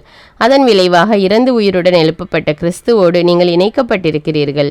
இவ்வாறு நீங்கள் கடவுளுக்கு ஏற்ற பயன் அளிக்க முடியும். நாம் நமது ஊனியல்வின்படி வாழ்ந்தபோது சட்டத்தை ஒரு வாய்ப்பாக்கி கொண்டு பாவ இச்சைகள் நம்முடைய உறுப்புகளில் செயலாற்றின. அதனால் விளைந்த பயன் சாவு. ஆனால் இப்பொழுது நம்மை ஒடுக்கி வைத்திருந்த சட்டத்தை பொறுத்த மட்டில் நாம் இறந்துவிட்டதால் அச்சட்டத்தினின்று விடுதலை பெற்றோம். ஆகையால் எழுதப்பட்ட சட்டத்திற்குரிய பழைய நெறியில் நாம் ஊழியம் செய்வதை விட்டு தூய ஆவியாருளும் புதிய நெறியில் ஊழியம் செய்ய முடிகிறது. திருச்சட்டமும் பாவமும். அப்படியானால் என்ன சொல்வோம்? திருச்சட்டமும் பாவமும் ஒன்றுதானா? ஒருபோதும் இல்லை. ஆயினும் திருச்சட்டம் வழியாய் அன்றி பாவம் என்ன என்று நான் அறிந்திருக்க மாட்டேன். எப்படியெனில், பிறருக்குரியது எதையும் கவர்ந்திட விரும்பாதே என்று சட்டம் சொல்லாமல் போயிருந்தால் அவ்விருப்பம் என்ன என்றே அறிந்திருக்க மாட்டேன். ஆனால் கட்டளை தந்த வாய்ப்பை பயன்படுத்தி கொண்டு பாவம் என்னுள் எல்லா வகை ஆசைகளையும் தூண்டிவிட்டது. ஏனெனில் சட்டம் இல்லையேல் பாவத்திற்கு உயிர் இல்லை. ஒரு காலத்தில் சட்டம் இல்லாத போது நான் உயிர் உள்ளவனாயிருந்தேன். கட்டளை தரப்பட்ட போது பாவம் உயிர் பெற்றது, நான் உயிர் இழந்தேன். வாழ்வுக்கு வழியாய் இருக்க வேண்டிய கட்டளை எனக்கு சாவுக்கு வழியாயிற்று என்று கண்டேன். கட்டளை தந்த வாய்ப்பை பயன்படுத்தி கொண்டு பாவம் என்னை ஏமாற்றி அந்த கட்டளை வழியாகவே என்னை கொன்றுவிட்டது. திருச்சட்டம் தன்னிலே தூயதுதான், அவ்வாறே கட்டளையும் தூயது, நேரியது, நல்லது. அவ்வாறாயின் நல்லது என் சாவுக்கு காரணமாக மாறிவிட்டதா? ஒருபோதும் இல்லை. எல்லாம் பாவத்தின் வேலைதான். பாவம் தன் இயல்பை வெளிப்படுத்துவதற்காக நல்லதொன்றை கொண்டு எனக்கு சாவை விளைவித்து இவ்வாறு கட்டளையின் வழியாக பாவம் தன் கொடிய இயல்பை அளவு கடந்த முறையில் வெளிப்படுத்தியது. மனிதருக்குள்ளே போராட்டம். திருச்சட்டம் ஆவிக்குரியது என்பது நமக்கு தெரிந்ததே. ஆனால் நான் ஊனியல்பினன், பாவத்திற்கு அடிமையாக விற்கப்பட்டவன். ஏனெனில் நான் செய்வது என்னவென்று எனக்கே தெரிவதில்லை. எதை செய்ய விரும்புகிறேனோ அதை நான் செய்வதில்லை, எதை வெறுக்கிறேனோ அதையே செய்கிறேன். நான் விரும்பாததை செய்கிறேன் எனில் சட்டம் நல்லது என நான் ஏற்றுக்கொள்கிறேன் என்றாகிறது. ஆனால் அவ்வாறு செய்வது என்னுள் குடிகொண்டிருக்கும் பாவமே, நான் அல்ல. ஏனெனில் என்னுள், அதாவது வலுவற்ற என் ஊனியல்பில் நல்லது எதுவும் குடிகொண்டிருக்கவில்லை என எனக்கு தெரியும். நன்மை செய்யும் விருப்பம் என்னிடம் இல்லாமல் இல்லை, அதை செய்யத்தான் முடியவில்லை. நான் விரும்பும் நன்மையை செய்வதில்லை, விரும்பாத தீமையையே செய்கிறேன். நான் விரும்பாததை செய்கிறேன் என்றால் அதை நானாக செய்யவில்லை, என்னில் குடிகொண்டிருக்கும் பாவமே செய்கிறது. நான் நன்மை செய்ய விரும்பினாலும் என்னால் தீமையைத்தான் செய்ய முடிகிறது. இத்தகையதொரு செயல்முறையை என்னுள் காண்கிறேன். நான் கடவுளின் சட்டத்தை குறித்து உள்ளூர மகிழ்ச்சி அடைகிறேன். ஆனால் என் உறுப்புகளில் வேறொரு சட்டத்தை காண்கிறேன். என் மனம் ஏற்றுக்கொள்ளும் சட்டத்தை அது எதிர்த்து போராடுகிறது. என் உறுப்புகளில் இருக்கும் அந்த பாவ சட்டத்திற்கு என்னை கட்டுப்படுத்துகிறது. அந்தோ இரங்கத்தக்க மனிதன் நான். சாவுக்குள்ளாக்கும் இந்த உடலினின்று என்னை விடுவிப்பவர் யார்? நம் ஆண்டவர் இயேசு கிறிஸ்துவின் வழியாய் கடவுள்தாம் விடுவிப்பார். அவருக்கு நன்றி. சுருங்க சொல்லேன், என் மனத்தால் கடவுளின் சட்டத்திற்கு கட்டுப்பட்டிருக்கும் நானே என் ஊனியல்பினால் பாவத்தின் சட்டத்திற்கும் கட்டுப்பட்டிருக்கிறேன். ரோமையர் அதிகாரம் 8. தூய ஆவியாருளும் வாழ்வு. ஆகவே கிறிஸ்து இயேசுவோடு இணைந்திருப்போருக்கு இனி தண்டனை தீர்ப்பே கிடையாது. ஏனெனில் கிறிஸ்து இயேசுவோடு இணைந்திருப்போருக்கு வாழ்வு தரும் தூய ஆவியின் சட்டம் பாவம், சாவு என்பவற்றுக்கு உள்ளாக்கும் சட்டத்தினின்று என்னை விடுவித்து விட்டது. ஊனியல்பின் காரணமாய் வலுவற்றிருந்த திருச்சட்டம் செய்ய முடியாத ஒன்றை கடவுள் செய்தார். அதாவது ஊனியல்பு கொண்ட மனிதரை போன்றவராய் தம் சொந்த மகனை அனுப்பி மனிதரிடமுள்ள பாவத்திற்கு முடிவு கட்டினார். ஊனியல்புக்கேற்ப நடவாமல் ஆவிக்குரிய இயல்புக்கேற்ப நடக்கும் நாம் திருச்சட்டத்தின் நெறிகளை நிறைவேற்ற வேண்டும் என்று அவ்வாறு செய்தார். ஏனெனில் ஊனியல்புக்கேற்ப வாழ்வோரின் நாட்டமெல்லாம் அந்த இயல்புக்கு உரியவற்றின் மீதே இருக்கும். ஆனால் ஆவிக்குரிய இயல்புக்கேற்ப வாழ்வோரின் நாட்டம் ஆவிக்குரியவற்றின் மீதே இருக்கும். ஊனியல் மனநிலை கொண்டிருப்போருக்கு வருவது சாவே, ஆவிக்குரிய மனநிலை கொண்டிருப்போருக்கு வருவது வாழ்வும் அமைதியும் ஆகும். ஏனெனில் ஊனியல் மனநிலை கடவுளுக்கு பகையானது, அது கடவுளின் சட்டத்திற்கு கட்டுப்பட்டிருப்பதில்லை, இருக்கவும் முடியாது. ஊனியல்புக்கு ஏற்ப வாழ்வோர் கடவுளுக்கு உகந்தவர்களாய் இருக்க முடியாது. ஆனால் கடவுளின் ஆவி உங்களுள் குடிகொண்டிருந்தால் நீங்கள் ஊனியல்பை கொண்டிராமல் ஆவிக்குரிய இயல்பை கொண்டிருப்பீர்கள். கிறிஸ்துவின் ஆவியை கொண்டிராதோர் அவருக்கு உரியோர் அல்ல. பாவத்தின் விளைவாக உங்கள் உடல் செத்ததாயினும் கிறிஸ்து உங்களுள் இருந்தால் நீங்கள் கடவுளுக்கு ஏற்புடையவர்கள் ஆக்கப்படுவீர்கள். அதன் பயனாக தூய ஆவி உங்களுக்குள் உயிராய் இருக்கும்.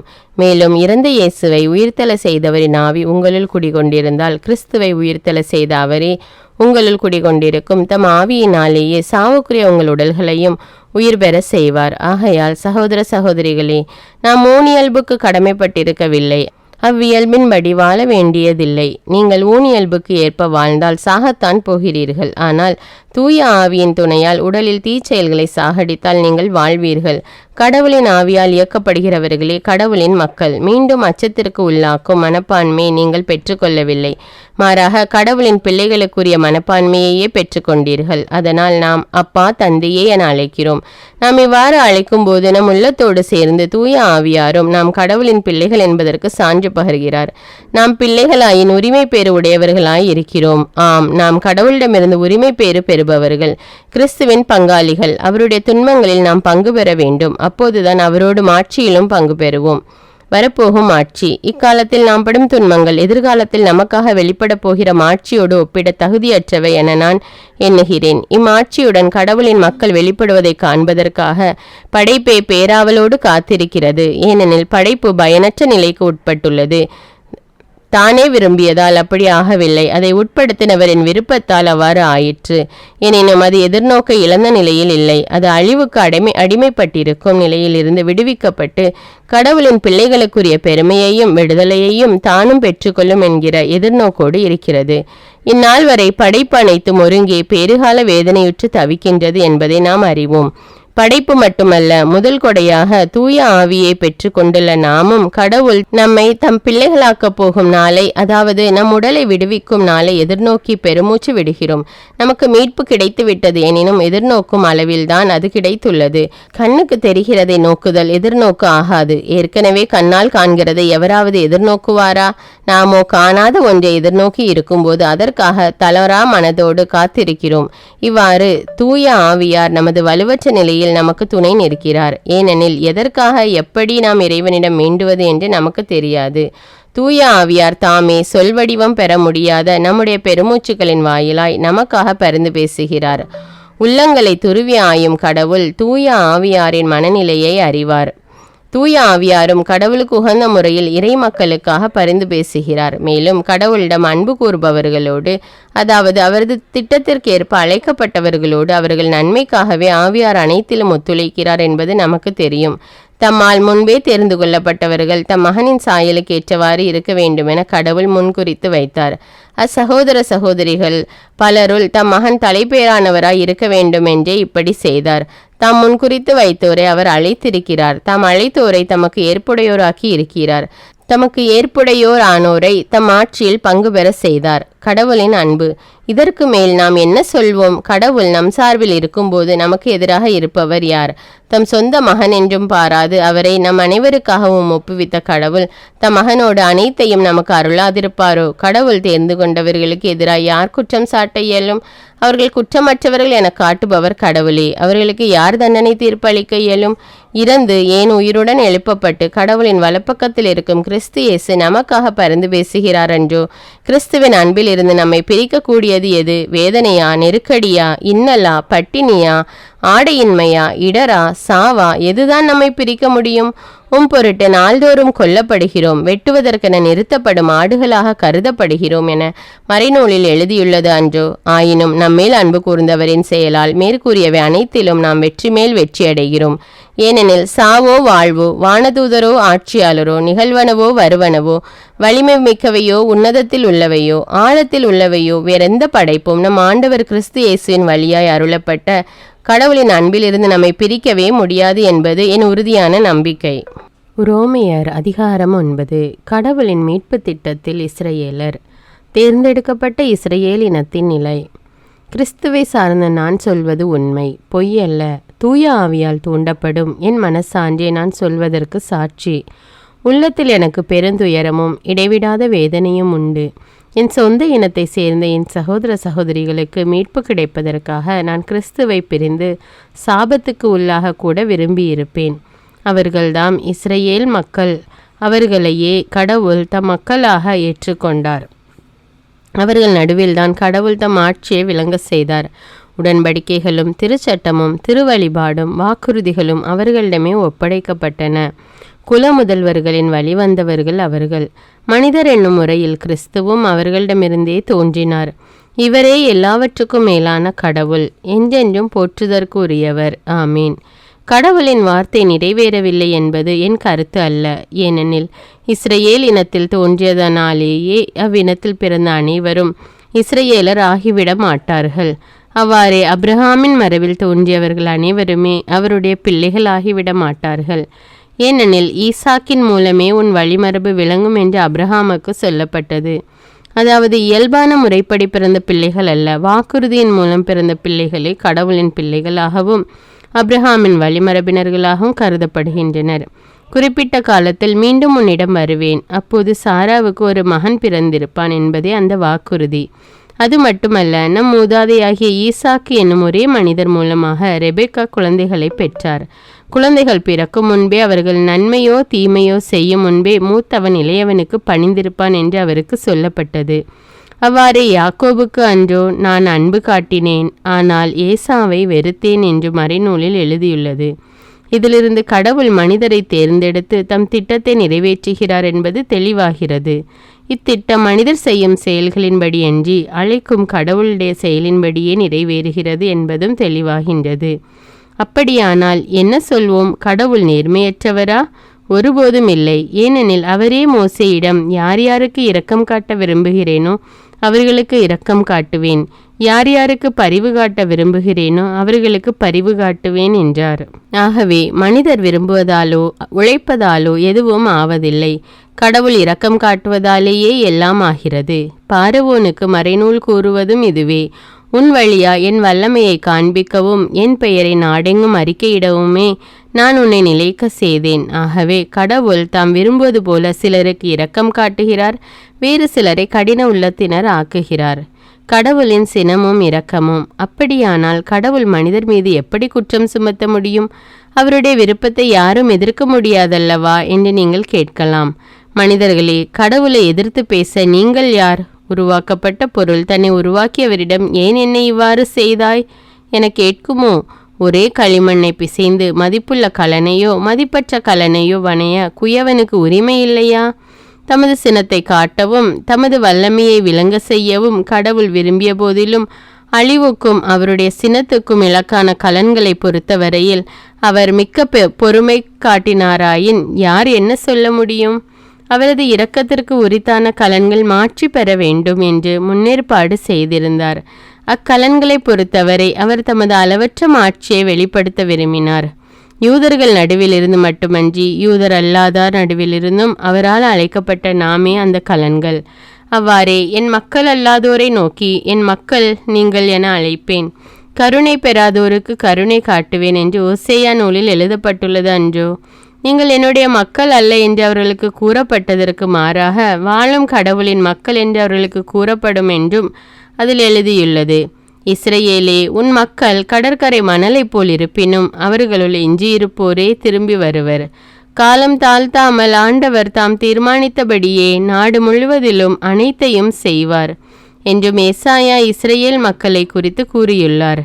படைகளின் ஆண்டவர் நம்மில் சிலரை ஏனும் எஞ்சியிருக்க செய்யாவிடில் சோதோமை போல் நாம் ஆகியிருப்போம், குமராவுக்கு ஒப்பாகி இருப்போம் என்றும் ஏசாயா முன்னுரைத்துள்ளார். இஸ்ரவேலரும் நற்செய்தியும். அப்படியானால் என்ன சொல்வோம்? பிற இனத்தார் கடவுளுக்கு ஏற்புடையவர்கள் ஆவதற்காக முயற்சி செய்யாத போதிலும் அவருக்கு ஏற்புடையவர்கள் ஆக்கப்பட்டார்கள். அப்படி ஆக்கப்பட்டது அவர்கள் கொண்டிருந்த நம்பிக்கையால் தான். ஆனால் கடவுளுக்கு ஏற்புடையவர்கள் ஆகுமாறு இஸ்ரவேல் மக்கள் திருச்சட்டத்தை கடைபிடிக்க முயற்சி செய்த போதிலும் அவர்கள் வெற்றி பெறவில்லை. இதன் காரணம் என்ன? அவர்கள் நம்பிக்கை அடிப்படையாக கொள்ளாமல் செயல்களின் அடிப்படையில் முயற்சி செய்தார்கள். எனவே தடைக்கல்லின் மேல் தடுக்கி விழுந்தனர். இதை பற்றியே இதோ தடுக்கி விழ செய்யும் கற்பாறையையும் இடற செய்யும் கல்லையும் சியோனில் வைக்கிறேன், அதன் மேல் நம்பிக்கை கொண்டோர் வெட்கத்திற்குள்ளாக மாட்டார் என்று மறைநூலில் எழுதியுள்ளது. ரோமையர் அதிகாரம் 10. சகோதர சகோதரிகளே, என் இனத்தார் மீட்படைய வேண்டும் என நான் உளமாற விரும்புகிறேன். அதற்காக நான் கடவுளிடம் மன்றாடுகிறேன். கடவுள் மேல் அவர்களுக்கு பற்று உண்டு என்பதற்கு நானே சாட்சி. ஆனால் அப்பற்று உண்மையான அறிவை அடிப்படையாக கொண்டதல்ல. அதாவது கடவுள் மனிதர்களை தமக்கு ஏற்புடையவர்களாக்கும் முறையை அறிந்து கொள்ளாமல் யூதர்கள் தங்கள் முயற்சியாலேயே அவருக்கு ஏற்புடையவர்களாக முயன்றார்கள். ஆகவே அவர்கள் கடவுளின் செயல்முறைக்கு தங்களை உட்படுத்தவில்லை. கிறிஸ்துதான் திருச்சட்டத்தின் நிறைவு. அவர் மேல் நம்பிக்கை கொள்ளும் எவரும் கடவுளுக்கு ஏற்புடையவர் ஆவார். மீட்பு எல்லோருக்கும் உரியது. திருச்சட்டத்தின் வழியாய் கடவுளுக்கு ஏற்புடையவர் ஆதல் பற்றி நியமங்களையும் ஆணைகளையும் கடைபிடிப்போர் அவற்றால் வாழ்வு பெறுவர் என்று மோசே எழுதியுள்ளார். ஆனால் நம்பிக்கை வழியாய் கடவுளுக்கு ஏற்புடையவர் ஆதல் பற்றி கிறிஸ்துவை கீழே கொண்டு வருமாறு விண்ணகத்திற்கு போகிறவர் யார் என்றும் இறந்த கிறிஸ்துவை உயிர்த்தெழ செய்து கொண்டு வருமாறு கடல் கடந்து செல்வோர் யார் என்றும் உனக்குள்ளே சொல்லிக் கொள்ள வேண்டாம் என்று மறைநூலில் எழுதியுள்ளதன்றோ? அதில் சொல்லியிருப்பது இதுவே: வார்த்தை உனக்கு மிக அருகில் உள்ளது, உன் வாயில் உன் இதயத்தில் உள்ளது. இதுவே நீங்கள் நம்பிக்கை கொள்ள வேண்டும் என நாங்கள் பறைசாற்றும் செய்தியாகும். ஏனெனில் இயேசு ஆண்டவர் என வாயார அறிக்கையிட்டு இறந்த அவரை கடவுள் உயிர்த்தெழ செய்தார் என நீங்கள் உள்ளூர நம்பினால் மீட்பு பெறுவீர்கள். இவ்வாறு உள்ளூர நம்புவோர் கடவுளுக்கு ஏற்புடையவர் ஆவர். வாயார அறிக்கையிடுவோர் மீட்பு பெறுவர். ஏனெனில் அவர் மீது நம்பிக்கை கொண்டோர் வெட்கத்திற்கு உள்ளாக மாட்டார் என்பது மறைநூல் கூற்று. இதில் யூதர் என்றோ கிரேக்கர் என்றோ வேறுபாடில்லை. அனைவருக்கும் ஆண்டவர் ஒருவரே. அவரை நோக்கி மன்றாடும் யாவருக்கும் அவர் அளவற்ற நலன்களை பொழிகிறார். ஆண்டவரின் திருப்பெயரை அறிக்கையிட்டு மன்றாடுகிறவர் எவரும் மீட்பு பெறுவர் என்று எழுதியுள்ளது அல்லவா? ஆனால் அவர் மீது நம்பிக்கை கொண்டிருந்தாலன்றி அவர்கள் எவ்வாறு அவரை நோக்கி மன்றாடுவார்கள்? தாங்கள் கேள்வியுறாத ஒருவர் மீது எவ்வாறு நம்பிக்கை கொள்வார்கள்? அறிவிக்கப்படாத ஒன்று பற்றி அவர்கள் எவ்வாறு கேள்வியுறுவார்கள்? அனுப்பப்படாமல் அவர்கள் எவ்வாறு அறிவிப்பார்கள்? இதை பற்றிய நற்செய்தி அறிவிப்போரின் பாதங்கள் எத்தனை அழகாயிருக்கின்றன என்று மறைநூலில் எழுதியுள்ளது. ஆயினும் எல்லாருமே நற்செய்தியை ஏற்றுக்கொள்ளவில்லை. இதை குறித்தே ஏசாயா, ஆண்டவரே, நாங்கள் அறிவித்ததை நம்பியவர் யார் என்று முறையிடுகிறார். ஆகவே அறிவிப்பதை கேட்டால்தான் நம்பிக்கை உண்டாகும். கிறிஸ்துவை பற்றிய செய்தி அறிவிக்கப்பட்டால்தான் அதை கேட்க வாய்ப்பு உண்டு. அப்படியானால் அவர்கள் கேள்விப்படவில்லை என்று சொல்ல முடியுமோ? எப்படி சொல்ல முடியும்? ஏனெனில் அவர்களது அறிக்கை உலகெங்கும் சென்றடைகின்றது. அவர்கள் கூறும் செய்தி உலகின் கடை எல்லை வரை எட்டுகின்றது. ஆனால் இஸ்ரேல் மக்கள் கண்டுபிடிக்கவில்லை என்று சொல்ல முடியுமா? முடியாது. முதற்கண் ஒன்றுமில்லாத இனத்தால் அவர்களுக்கு எரிச்சல் ஊட்டுவேன், மதிகெட்ட வேற்றினத்தால் அவர்களுக்கு சினம் ஊட்டுவேன் என மோசே சொல்லுகிறார். அடுத்து ஏசாயாவும், தேடாதவர்கள் என்னை கண்டடைய இடமளித்தேன், நாடாதவர்களுக்கு என்னை வெளிப்படுத்த இசைந்தேன் என துணிந்து கூறுகிறார். ஆனால் இஸ்ரேல் இனத்தாரை பற்றி தங்கள் எண்ணங்களின்படி எனக்கு கீழ்ப்படியாமல் நடக்கும் கலகக்கார மக்களினத்தின் மீது நாள் முழுவதும் என் கைகளை நீட்டினேன் என்றும் கூறுகிறார். ரோமையர் அதிகாரம் 11. இஸ்ரேலருள் எஞ்சினோர். அப்படியானால் கடவுள் தம் மக்களை தள்ளிவிட்டார் என்று சொல்லலாமா? ஒருபோதும் இல்லை. நானும் ஒரு இஸ்ரேலன், அப்ரஹாமின் வழிமரபினன், பென்யமின் குலத்தினன். தாம் முன்பே தேர்ந்து கொண்ட மக்களை கடவுள் தள்ளிவிடவில்லை. இஸ்ரேல் மக்களுக்கு எதிராக கடவுளிடம் எலியா முறையீடு செய்தது பற்றிய மறைநூல் பகுதி உங்களுக்கு தெரியாதா? ஆண்டவரே, உம் இறைவாக்கினரை வாளால் கொன்றுவிட்டனர், உம் பலிபீடங்களை தகர்த்து விட்டனர். நான் ஒருவன் மட்டுமே எஞ்சியிருக்க என் உயிரையும் பறிக்க தேடுகின்றனர் என்றார். ஆனால் அவருக்கு கிடைத்த இறைமொழி என்ன? பாகாலுக்கு மண்டியிடாதவர்களாகிய 7000 பேரை மட்டும் எனக்கென்று விட்டு வைத்துள்ளேன் என்பதாம். அதுபோல் இக்காலத்திலும் சிலர் எஞ்சியிருக்கின்றனர். இவர்கள் இறையருளால் தேர்ந்தெடுக்கப்பட்டவர்கள். இவர்கள் அருளால் தேர்ந்தெடுக்கப்பட்டவர்கள் ஆயின் செயல்களை முன்னிட்டு தேர்ந்தெடுக்கப்படவில்லை என்பது பொருள். இல்லையேல் அருள் என்பதற்கு பொருளே இல்லை. அப்படியானால் என்ன? தாங்கள் தேடியதை இஸ்ரேல் மக்கள் எல்லோரும் அடைந்து கொள்ளவில்லை. அவர்களுள் தேர்ந்தெடுக்கப்பட்டோர் சிலரே அடைந்தனர். எஞ்சியோர்களுடைய மனமும் மழுங்கி போயிற்று. ஆழ்ந்த தூக்கம் வரும் ஆவியை ஆண்டவர் உங்கள் மீது அனுப்பியுள்ளார். காண்கின்ற கண்களையும் கேட்கின்ற செவிகளையும் இந்நாள் வரை ஆண்டவர் உங்களுக்கு தரவில்லை என்று மறைநூலில் எழுதியுள்ளது. அவர்களுடைய விருந்துகள் அவர்களுக்கு கண்ணியாகவும் பொரியாத தடைக்கல்லாகவும் தண்டனையாகவும் ஆகட்டும். அவர்களின் கண்கள் காணாதவாறு ஒளி இழக்கட்டும். அவர்களின் முதுகு கூன் விழுந்தே இருக்கட்டும் என்று தாவீதும் கூறுகின்றார். பிற இனத்தாரின் மீட்பு. அப்படியானால் அவர்கள் தடுமாறியது அழிந்து போவதற்கா? ஒருபோதும் இல்லை. அவர்கள் தவறு செய்ததால் யூதர் அல்லாதாருக்கு மீட்பு கிடைத்தது. அவர்களிடம் பொறாமையை தூண்டிவிடவே இவ்வாறு ஆயிற்று. அவர்கள் தவறியதால் உலகம் அருள் வளமுற்றது. அவர்கள் வீழ்ச்சியுற்றதால் பிற இனத்தார் அருள்வளம் பெற்றனர். அப்படியென்றால் எல்லா யூதர்களும் நற்செய்தியை ஏற்கும்போது அருள்வளம் இன்னும் மிகுதியாகும் அன்றோ? பிற இனத்தாராகிய உங்களுக்கு சொல்கிறேன், உங்களுக்கு திருத்தூதராயிருக்கும் நான் என் பணியை குறித்து பெருமை கொள்கிறேன். இதன் வழியாய் என் இனத்தாருள் பொறாமையை தூண்டிவிட்டு அவர்கள் சிலரையேனும் மீட்க முடியும் என நம்புகிறேன். யூதர்கள் தள்ளப்பட்ட போதே உலகம் கடவுளோடு ஒப்புரவாகியது என்றால் அவர்கள் அவரால் ஏற்றுக்கொள்ளப்படும் போது எப்படி இருக்கும்? இறந்தோர் உயிர் பெற்று எழுவர் என்று சொல்லலாமல்லவா? பிசைந்த மாவில் முதலில் ஒரு பிடி எடுத்து கடவுளுக்கு அர்ப்பணித்தால் அம்மாவு முழுவதும் அர்ப்பணிக்கப்பட்டதாகிறது. அவ்வாறே மரத்தின் வேர் அர்ப்பணிக்கப்பட்டால் அதன் கிளைகளும் அர்ப்பணிக்கப்பட்டவையாகும். நல்ல ஒலிவ மரம் ஒன்றின் கிளைகள் சில தரிக்கப்பட்டு அந்த ஒலிவ மரத்தில் காட்டொலிவ மரக்கிளை ஒன்று ஒட்டப்பட்டால் அது மரத்தின் செழுமையான வேரிலிருந்து ஊட்டம் பெறுகிறது. அந்த கிளை தரிக்கப்பட்ட கிளைகளை விட தன்னை பெருமையாக கருதலாமா? அந்த காட்டொலிவ மரக்கிளை நீங்களே. அப்படியே நீங்கள் உங்களை பெருமையாக கருதினாலும் நீங்கள் வேரை தாங்கவில்லை, வேர்தான் உங்களை தாங்குகிறது என்பதை மறவாதீர்கள். நாங்கள் ஒட்டப்படுவதற்கே கிளைகள் தரிக்கப்பட்டன என நீங்கள் சொல்லலாம். சரிதான், அவர்கள் கடவுள் மேல் நம்பிக்கை கொள்ளாததால் தரிக்கப்பட்டார்கள். நீங்களோ நம்பிக்கையின் காரணமாய் நிலைத்து நிற்கிறீர்கள். ஆகையால் உங்களுக்கு இருக்க வேண்டியது உயர்வு மனப்பான்மை அல்ல, அச்ச உணர்வே. ஏனெனில் இயற்கையாய் வளர்ந்த கிளைகளையே கடவுள் வெட்டாமல் விடவில்லை என்றால் ஒட்டப்பட்ட கிளையாகி உங்களை தண்டிக்காமல் விடுவாரா? இதில் கடவுளின் பரிவையும் கண்டிப்பையும் எண்ணி பாருங்கள். தவறி விழுந்தவர்களின் மேல் கண்டிப்பும் உங்கள் மேல் பரிவும் அவர் காட்டுகிறார். நீங்கள் அவருடைய பரிவை பெறுபவர்களாக வாழாவிட்டால் நீங்களும் தரிக்கப்படுவீர்கள். யூதர்களை பொறுத்தமட்டில் அவர்கள் கடவுளிடம் நம்பிக்கை கொண்டிராத நிலையில் இருந்து மாறினால் அவர்களும் ஒட்டப்படுவார்கள். அவர்களை திரும்பவும் ஒட்டுவதற்கு கடவுள் வல்லவர். ஏனெனில் காட்டொலிவ மரத்தில் இயற்கையாய் வளர்ந்த நீங்கள் வெட்டப்பட்டு இயற்கைக்கு மாறாக நல்ல ஒலிவ மரத்தில் ஒட்டு போடப்பட்டீர்களானால் இயற்கை கிளைகளான அவர்களை தாய் மரத்தில் ஒட்டு போடுவது எத்துணை எளிது. இஸ்ரேலர் இழந்த நிலையை மீண்டும் அடைதல். சகோதர சகோதரிகளே, நீங்கள் அறிவாளிகள் என கருதாதவாறு மறைப்பொருள் ஒன்றை உங்களுக்கு வெளிப்படுத்த விரும்புகிறேன். அதாவது பிற இனத்தார் முழுமையாக இறைவனிடம் வந்து சேரும் வரையில் தான் இஸ்ரேல் ஒரு பகுதியினர் மழுங்கிய உள்ளம் கொண்டிருப்பர். பின்னர் இஸ்ரேல் இனம் முழுவதும் மீட்கப்படும். சியோனிலிருந்து அவர் மீட்பராக வருவார். யாக்கோபில் தீயதனைத்தையும் போக்கிடுவார். நான் அவர்களுடைய பாவங்களை அகற்றி விடுவேன். அவர்களுடன் நான் செய்து கொள்ளும் உடன்படிக்கை இதுவே என்று மறைநூலில் எழுதியுள்ளது அல்லவா? நற்செய்தியை ஏற்றுக்கொள்ளாததால் அவர்கள் கடவுளுக்கு பகைவர்கள் ஆயினர். அதுவும் உங்களுக்கு நன்மையாய் அமைந்தது. ஆனால் அவர்கள் தேர்ந்தெடுக்கப்பட்டவர்களாய் இருப்பதால் அவர்களுடைய மூதாதையரை முன்னிட்டு அவரது அன்புக்கு உரியவர்கள் ஆனார்கள். ஏனெனில் கடவுள் தாம் விடுத்த அழைப்பையும் கொடுத்த அருள் கொடைகளையும் திரும்ப பெற்றுக்கொள்வதில்லை.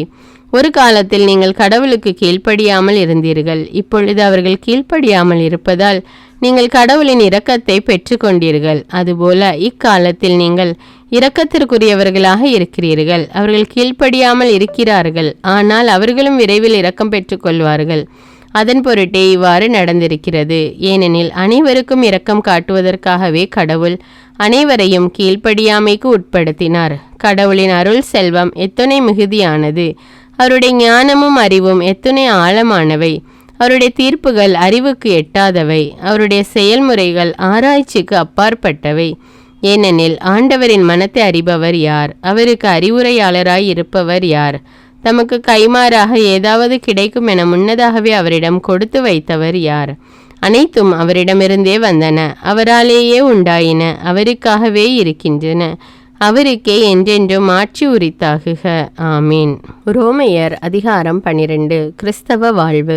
சகோதர சகோதரிகளே, கடவுளுடைய இரக்கத்தை முன்னிட்டு உங்களை வேண்டுகிறேன். கடவுளுக்கு உகந்த தூய உயிருள்ள பலியாக உங்களை படையுங்கள். இதுவே நீங்கள் செய்யும் உள்ளார்ந்த வழிபாடு. இந்த உலகத்தின் போக்கின்படி ஒழுகாதீர்கள், மாறாக உங்கள் உள்ளம் புதுப்பிக்க பெற்று மாற்றம் அடைவதாக. அப்போது கடவுளின் திருவுளம் எது என தேர்ந்து தெளிவீர்கள். எது நல்லது, எது உகந்தது, எது நிறைவானது என்பதும் உங்களுக்கு தெளிவாக தெரியும்.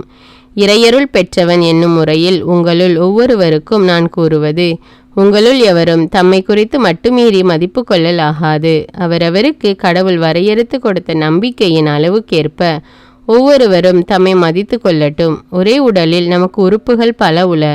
அந்த உறுப்புகள் எல்லாம் ஒரே செயலை செய்வதில்லை. அதுபோலவே நாம் பலராயிருந்தாலும் கிறிஸ்துவோடு இணைந்திருப்பதால் ஒரே உடலாய் இருக்கிறோம், ஒருவருக்கொருவர் உடன் உறுப்புகளாய் இருக்கிறோம். ஆயினும் நமக்கு அளிக்கப்பட்டுள்ள அருளுக்கேற்ப வெவ்வேறு அருள் கொடைகளை பெற்றுள்ளோம். இறைவாக்குரைக்கும் கொடையை நாம் பெற்றிருந்தால் நாம் கொண்டிருக்கும் நம்பிக்கைக்கு ஏற்றவாறு அதை பயன்படுத்த வேண்டும். தொண்டாற்றும் கொடையை நாம் பெற்றிருந்தால் அதை தொண்டு புரிவதற்கு பயன்படுத்த வேண்டும். கற்றுக் கொடுப்போர் கற்றுக் கொடுப்பதிலும், ஊக்கமூட்டுவோர் ஊக்கம் தருவதிலும், தமக்குள்ளதை வழங்குவோர் தாராளமாய் கொடுப்பதிலும், தலைமை தாங்குவோர் முழு ஆர்வத்தோடு செயல்படுவதிலும், இரக்க செயல்களில் ஈடுபடுவோர் முகமலர்ச்சியோடு அவற்றை செய்வதிலும் தாம் பெற்ற அருள் கொடைகளை பயன்படுத்த வேண்டும். கிறிஸ்தவ வாழ்க்கைக்குரிய ஒழுங்குகள். உங்கள் அன்பு கள்ளமற்றதாய் இருப்பதாக. தீமையை வெறுத்து நன்மையையே பற்றி கேளுங்கள். உடன்பிறப்புகள் போன்று ஒருவருக்கொருவர் உலங்கணிந்த அன்பு காட்டுங்கள். பிறர் உங்களை விட மதிப்புக்கு உரியவர் என எண்ணுங்கள். விடாமுயற்சியோடும் ஆர்வமிக்க உள்ளத்தோடும் ஆண்டவருக்கு பணிபுரியுங்கள். எதிர்நோக்கி இருப்பதில் மகிழ்ச்சி கொள்ளுங்கள். துன்பத்தில் தளரா மனத்துடன் இருங்கள். இறைவேண்டலில் நிலைத்திருங்கள். வறுமையுற்ற இறை மக்களோடு உங்களிடம் உள்ளதை பகிர்ந்து கொள்ளுங்கள். விருந்தோம்பலில் கருத்தாயிருங்கள். உங்களை துன்புறுத்துவோருக்கு ஆசி கூறுங்கள். ஆம், ஆசி கூறுங்கள், சபிக்க வேண்டாம். மகிழ்வாரோடு மகிழுங்கள், அழுவாரோடு அழுங்கள். நீங்கள் ஒரு மனத்தவராயிருங்கள். உயர்வு மனப்பான்மை கொள்ளாமல் தாழ்நிலையில் உள்ளவர்களோடு நன்கு பழகுங்கள். நீங்கள் உங்களையே அறிவாளிகள் என கருதி பெருமிதம் கொள்ள வேண்டாம். தீமைக்கு பதில் தீமை செய்யாதீர்கள். எல்லா மனிதரும் நலமென கருதுபவை பற்றியே எண்ணுங்கள். இயலுமானால் உங்களால் முடிந்தவரை எல்லாரோடும் அமைதியுடன் வாழுங்கள். அன்பார்ந்தவர்களே, பழி வாங்காதீர்கள். அதை கடவுளின் சினத்திற்கு விட்டுவிடுங்கள். ஏனெனில் மறைநூலில் எழுதியுள்ளவாறு, பழி வாங்குவதும் கைமாறு அளிப்பதும் எனக்கு உரியன என்கிறார் ஆண்டவர். நீயோ உன் எதிரி பசியாயிருந்தால் அவனுக்கு உணவு கொடு, அவன் தாகத்தோடு இருந்தால் அவன் குடிக்க கொடு. இவ்வாறு செய்வதால் அவன் தலைமேல் எரிதழலை குவிப்பாய். தீமை உங்களை வெல்ல விடாதீர்கள், நன்மையால் தீமையை வெல்லுங்கள். ரோமையர் அதிகாரம் 13. அதிகாரிகளுக்கு கீழ்ப்படிதல். ஆளும் அதிகாரம் உள்ளவர்களுக்கு எல்லாரும் பணிந்திருங்கள். ஏனெனில் கடவுளிடமிருந்து வராத அதிகாரம் எதுவும் இல்லை. இப்பொழுதுள்ள ஆட்சி பொறுப்புகளை கடவுளே ஏற்படுத்தினார். ஆகையால் அதிகாரத்தை எதிர்த்து நிற்போர் கடவுளின் ஏற்பாட்டையே எதிர்த்து நிற்கின்றனர். அவ்வாறு எதிர்ப்பவர்கள் தங்கள் மீது தண்டனை தீர்ப்பை தாங்களே வருவித்துக் கொள்கிறார்கள். நற்செயல் செய்வோர் ஆள்வோருக்கு அஞ்ச வேண்டியதில்லை, தீச்செயல் செய்வோரே அஞ்ச வேண்டும். அதிகாரிகளுக்கு அஞ்சாமல் நீங்கள் வாழ விரும்பினால் நன்மை செய்யுங்கள். அப்பொழுது அவர்களிடமிருந்து உங்களுக்கு பாராட்டு கிடைக்கும். ஏனெனில் அவர்கள் உங்களுக்கு நன்மை செய்வதற்கென்றே கடவுளால் ஏற்படுத்தப்பட்ட தொண்டர்கள். ஆனால் தீமை செய்தால் நீங்கள் அஞ்ச வேண்டியதிருக்கும். அவர்கள் கையில் தண்டிக்கும் அதிகாரம் இருக்கிறது. அது வீணாக அவர்களிடம் கொடுக்கப்படவில்லை. தீமை செய்வோர் மீது கடவுளின் தண்டனையை நிறைவேற்ற அவரே ஏற்படுத்திய தொண்டர்கள் அவர்கள். ஆகவே கடவுளின் சினத்தின் பொருட்டு மட்டுமல்ல, மனசான்றின் பொருட்டும் நீங்கள் பணிந்திருத்தல் வேண்டும். இதற்காகவே நீங்கள் வரி செலுத்துகிறீர்கள். அவர்கள் தங்கள் பணியை ஆற்றும்போது கடவுளுக்கே ஊழியம் செய்கிறார்கள். ஆகையால் அனைவருக்கும் நீங்கள் செய்ய வேண்டிய கடமைகளை நிறைவேற்றுங்கள். தலைவரி செலுத்த வேண்டியோருக்கு தலைவரியையும் சுங்கவரி செலுத்த வேண்டியோருக்கு சுங்கவரியையும் செலுத்துங்கள். அஞ்ச வேண்டியவர்களுக்கு அஞ்சுங்கள், மதிக்க வேண்டியவர்களை மதியுங்கள். ஒருவருக்கொருவர் அன்பு செலுத்துதல். நீங்கள் யாருக்கும் எதிலும் கடன்படாதீர்கள். ஒருவருக்கொருவர் அன்பு செலுத்துவதை நீங்கள் செலுத்த வேண்டிய ஒரே கடனாய் இருக்கட்டும். பிறரிடத்தில் அன்பு கூறுபவர் திருச்சட்டத்தை நிறைவேற்றுபவர் ஆவார். ஏனெனில் விபச்சாரம் செய்யாதே, கொலை செய்யாதே, களவு செய்யாதே, பிறருக்குரியதை கவர்ந்திட விரும்பாதே என்னும் கட்டளைகளும் பிற கட்டளைகளும் உன் மீது அன்பு கூறுவது போல் உனக்கு அடுத்திருப்பவர் மீதும் அன்பு கூறுவாயாக என்னும் கட்டளையில் அடங்கியுள்ளன. அன்பு அடுத்திருப்பவருக்கு தீங்கிழைக்காது. ஆகவே அன்பே திருச்சட்டத்தின் நிறைவு. இறுதி காலம் நெருங்குகிறது. இறுதி காலம் இதுவே என அறிந்து கொள்ளுங்கள். உறக்கத்தினின்று விழித்தெழும் நேரம் ஏற்கனவே வந்துவிட்டது. நாம் கிறிஸ்துவின் மேல் நம்பிக்கை கொண்டபோது இருந்ததை விட மீட்பு இப்பொழுது மிக அண்மையில் உள்ளது. இரவு முடியப் போகிறது, பகல் நெருங்கி உள்ளது. ஆகவே இருளின் ஆட்சிக்குரிய செயல்களை களைந்துவிட்டு ஒளியின் ஆட்சிக்குரிய படைக்கலங்களை அணிந்து கொள்வோமாக. பகலில் நடப்பது போல மதிப்போடு நடந்து கொள்வோமாக. களியாட்டம், குடிவெறி, கூடா ஒழுக்கம், காமவெறி, சண்டை சச்சரவு ஆகியவற்றை தவிர்ப்போமாக. தீய இச்சைகளை தூண்டும் ஊனியல்பின் ஆட்டங்களுக்கு இடம் கொடுக்க வேண்டாம். இயேசு கிறிஸ்துவை அணிந்து கொள்ளுங்கள். ரோமையர் அதிகாரம் 14. சகோதர சகோதரிகளுக்கு தீர்ப்பு அளிக்காதீர்கள். நம்பிக்கையில் வலுவற்றவர்களை ஏற்றுக்கொள்ளுங்கள், ஆனால் கருத்து வேறுபாடுகளை பற்றி அவர்களோடு வாதாடாதீர்கள். நம்பிக்கை கொண்டோர் எல்லா வகை உணவையும் உண்ணலாம் என கருதுகின்றனர். வலுவற்றவரோ மரக்கறியையே உண்கின்றனர். எல்லா வகை உணவையும் உண்போர் அவ்வாறு உண்ணாதோரை இழிவாக எண்ணலாகாது. உண்ணாதோரும் உண்பவருக்கு எதிராக தீர்ப்பளித்தல் ஆகாது. ஏனெனில் கடவுள் அவர்களையும் ஏற்றுக்கொண்டிருக்கிறார். வேறொருவருடைய வீட்டு வேலையாளிடம் குற்றம் காண்பதற்கு உங்களுக்கு என்ன உரிமை இருக்கிறது? அவர் நன்கு செயலாற்றுகிறாரா இல்லையா என தீர்மானிப்பது அவர் தலைவரின் பொறுப்பு. அவர் நன்குதான் செயல்படுவார், ஏனெனில் தலைவர் அவரை நன்கு செயல்பட வைக்க முடியும். ஒரு நாள் மற்றொரு நாளை விட சிறந்தது என சிலர் கருதுகின்றனர். வேறு சிலர் எல்லா நாளையும் ஒன்று போலவே கருதுகின்றனர். இத்தகையவற்றில் ஒவ்வொருவரும் தம் மனத்தில் செய்து கொண்ட முடிவின்படி நடக்கட்டும். மேற்சொன்னவாறு ஒரு குறிப்பிட்ட நாளை சிறப்பாக கடைபிடிப்பவர் ஆண்டவருக்காகவே அப்படி செய்கிறார். எல்லா வகை உணவையும் உண்போர் கடவுளுக்கு நன்றி கூறி உண்பதால் ஆண்டவருக்காகவே உண்கின்றனர். அவ்வாறு உண்ணாதிருப்போரும் ஆண்டவருக்காகவே உண்ணாதிருக்கின்றனர், ஏனெனில் அவர்களும் கடவுளுக்கு நன்றி கூறுகின்றார்கள்.